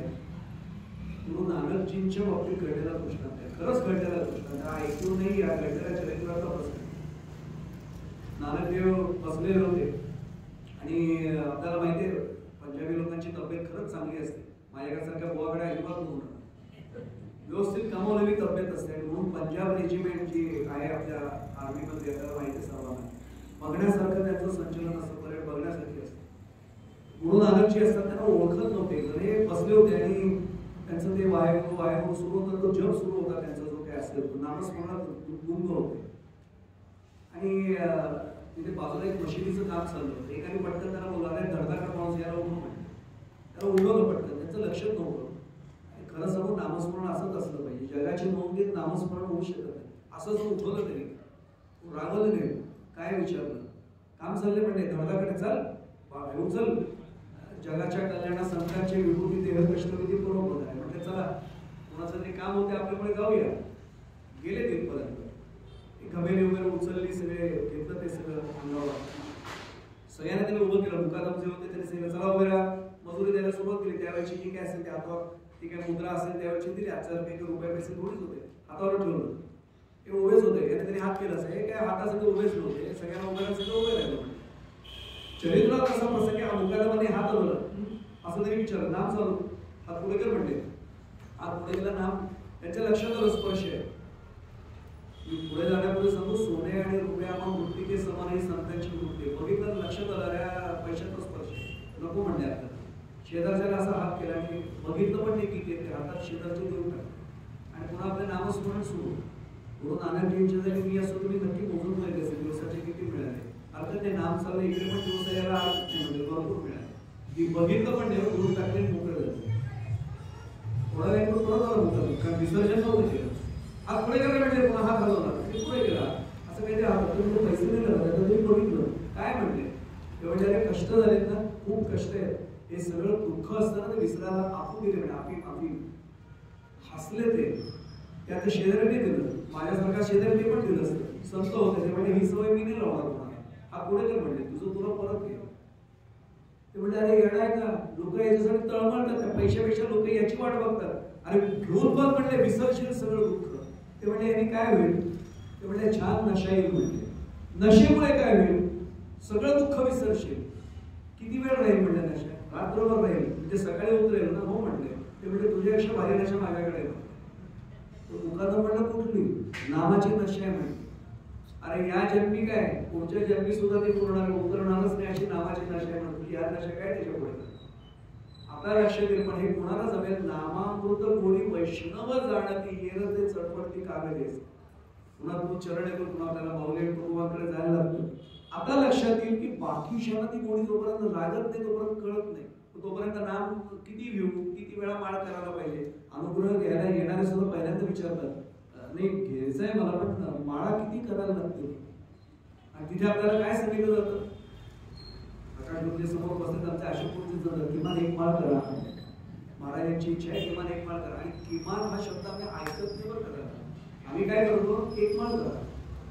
मी आपल्याला म्हणत नाही, मी आम्ही सांगतोय एक माळ झाली की म्हणतो झालं, तिथे तेवढंच कबूल केलं. पण एक सांगू, एक वेळ अशी येते एवढंच नाही, ही वेळ येणं याला नामसमाधी म्हणतात. तिथपर्यंत आपल्याला जायचंय, हा त्यातला एक महत्वाचा भाग आहे.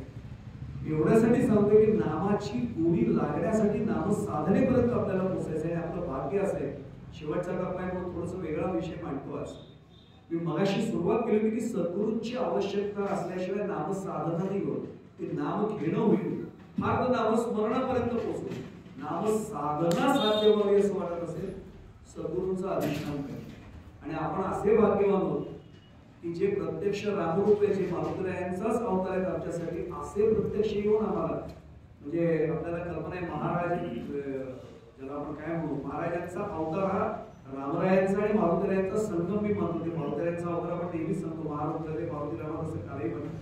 पण माझ्यासाठी महाराज म्हणतात तर रामही तेच आणि मारुतीरायही तेच. म्हणजे आपल्याला अनेक परायणकरांच्या आवाजात कधी प्रदक्षिणा धन्य धन्य प्रदक्षिणा सद्गुरुरायाची हे आपण पद ऐकतो. सर्वही तीर्थे घडगी आम्हा आदि करोदी काशी. तिथे एकदा आल्यानंतर आमचं काय राहिलं बाकी, महाराज म्हणजे महाराज सगळं मिळालं. आणि आपले महाराज कसेच सर्व महाराजांकडे ज्या वेळेला पण अंतःकरणयुक्त भावयुक्त अंतःकरणाने जेव्हा पाहतो ना तर महाराज आपल्याशी बोलतात ते जाणवतं. मी आपल्याला खरं सांगू, एक प्रवचनात असून सुद्धा एक शेर मला आठवतो, मुद्दामून सांगतो. आपल्या महाराजांची निगडीत मी जोडतो. काही जण ऐकून त्यांना आवडेल आवडत शेर, फक्त याचा अध्यात्माशी संबंध जोडा ही आज जोडून प्रार्थना आहे आधीच. न पीने की आदत थी न पिलाने की आदत थी. आपण म्हणाले प्रवचन तर कुठं म्हणले, पीने पिलाने की बात कर रहे हैं.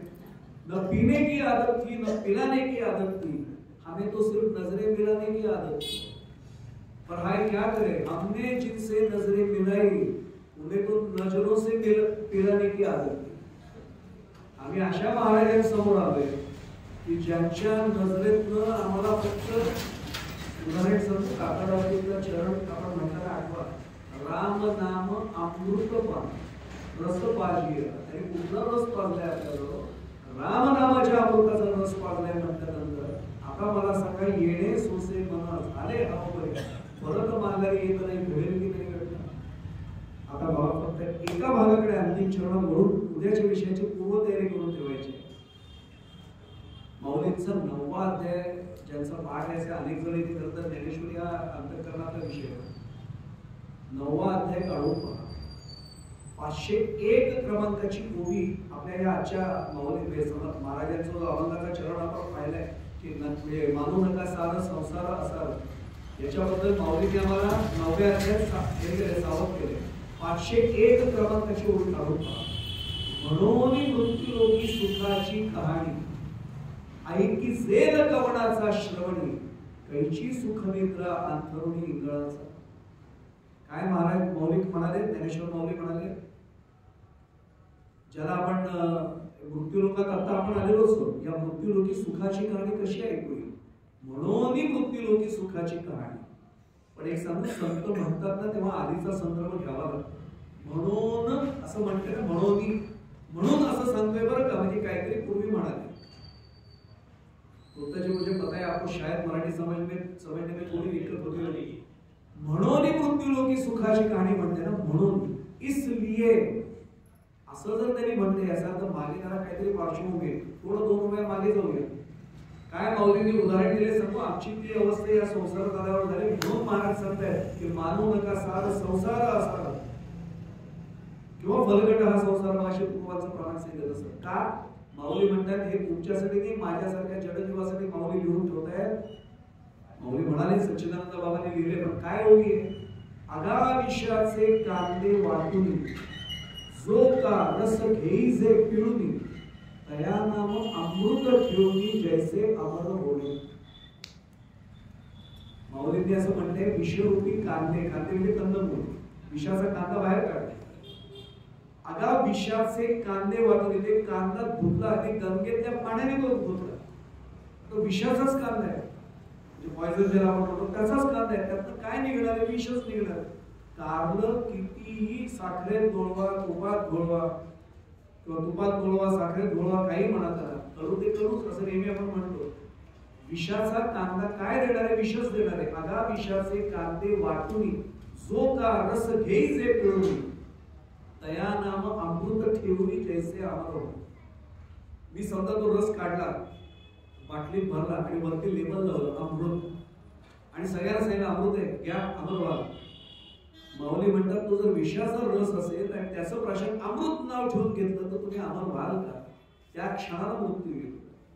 पण लेबल बदलल्याने काही होत नाही, माहिती पाहिजे.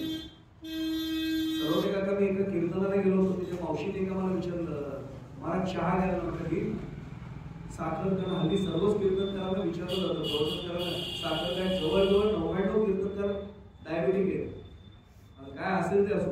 तर ते विचारलं त्यांनी, म्हटलं मावशी अजिबात काळजी करू नका, 2 चमचे जास्त टाकले तरी चालेल, बिंदास करा. आणि मी बघतोय सहज 75-76 वर्ष त्यांचं वय असेल, असा त्यांनी तो डबा काढला. आणि माझं नेमकं नको कीर्तनकाराचं नको तिथं लक्ष बरोबर असतं, तिखट केलं. मी जरा उठलो, म्हटलं मावशी जरा क्षमा मागतो, तुम्ही मला काय विचारलं तर साखर चालेल का? तर तुम्ही तिखट टाकते, मी तिखटाच्या नाही पिऊ शकणार. अहो महाराज तुम्ही वाचलं का? ते म्हटलं हो वाचलं. अहो त्याची गंमतच आहे म्हणते, ते तिखट नाही म्हणते. अहो म्हटलं दिसते तिखट. अहो काय आमच्या घरात मुंग्यांचं फार मोठा प्रॉब्लेम आहे. साखरेला मुंग्या लागतात, मी लेबलच बदलून टाकलं तिखट. आता मुंग्या तिखट लेबल लावल्याने येण्याचं थांबणार आहेत का? तसं विष त्याच्यात रस काढणे, मी त्याला नाव दिलं अमृत. आणि माऊलीने 750 वर्षांपूर्वी विचारलं, तया नाम अमृत ठेवली जैसे अमृत होणे. आणि आता माऊली पुढे काय म्हणतात ना, ते माझ्याकडे बघून ऐका. देवी विषयांचे जे सुख ते केवळ परम दुःख. आता माझ्याकडे बघा, परी काय की जे मूर्ख न सेविता न सगे.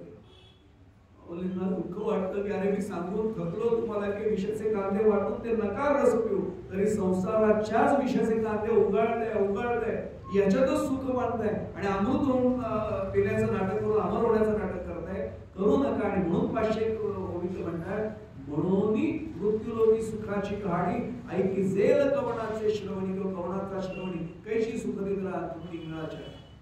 आता माहिती म्हणून सांगतो, असं म्हणत असताना निराश होऊ नका. महाराज आपल्यासाठी आले, त्याचं उत्तर माऊलींनी याच 9व्या अध्यायाच्या पहिल्या ओळीत दिले. त्या ओळीचा अर्थ कळला तर महाराजांचा अभंग आपल्याला आजचा कळेल आणि उद्याची पार्श्वभूमी आपोआप स्पष्ट होईल. माऊली काय म्हणाले, या ज्याच्यात म्हणाले म्हणून मृत्यूलोकी सुखाची कहाणी ऐके जेल कवनाचा श्रवणी, या अध्यायाच्या प्रारंभीच्या पहिल्या ओळीत म्हणाले, तरी अवधान ऐकले तिचे मग सर्व सुखासी पात्र होईचे, हे प्रतिज्ञोत्तर माझे उघड आहे. प्रतिज्ञा करून म्हणतो म्हणजे फक्त तरी अवधान ऐकले तिचे. अवधान म्हणजे लक्ष. माऊली म्हणतात फक्त सगळं लक्ष तुम्ही माझ्याकडे द्या, बस मी सांगतो ते नीट ऐका. बघा काय चमत्कार होते. आणि माऊलींचं उदाहरण सांगू. माऊली स्वतः बोलतच नव्हते, माऊलींची श्रद्धा होती. माऊली निवृत्तीदारांना सगळं श्रेय देत आहेत. कशावरून तेही जाता जाता सांगतो, आपल्याला बसायला सर्वांना पाठ आहे. आता विश्वात्मकी देव 18व्या अध्यायात ओवी, याच्या अलीकडची ओवी पहा. किंबहुना तुमचे केले धर्म कीर्तन आहे सिद्धीच नेले, येत माझे जीवले पायी पण. काय असेल हो. निवृत्ती दादांना म्हणतात, दादा हे माझं काही नाही हो, तुम्ही बोलविले मी बोलेन.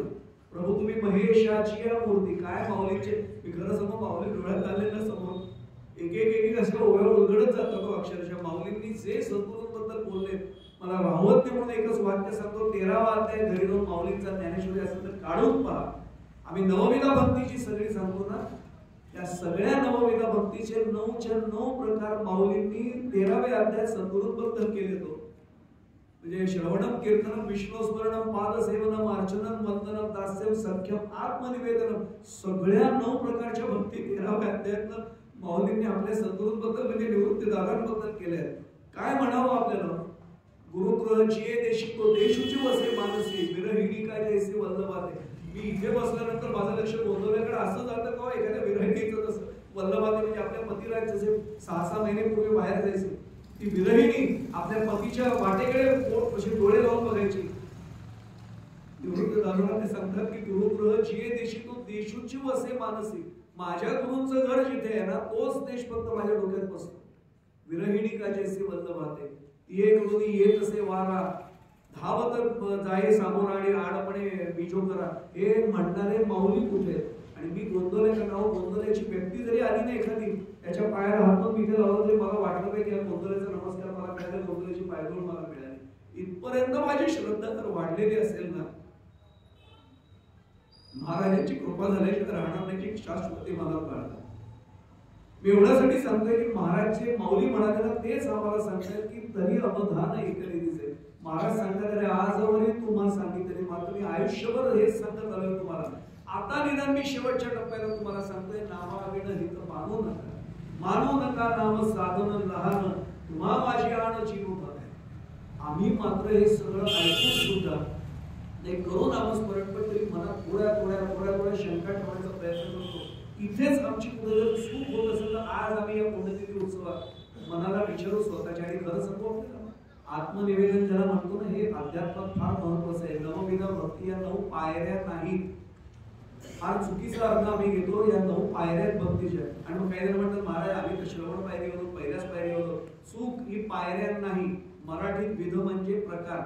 म्हणजे जसं मी असं गृहीत धरा की दादांकडे समजा जेवायला गेलो आणि मला कोणी आलं विचारलं काय केलं होतं, नाना विध पक्वान्न केली. नाना विध म्हणजे नाना प्रकारची.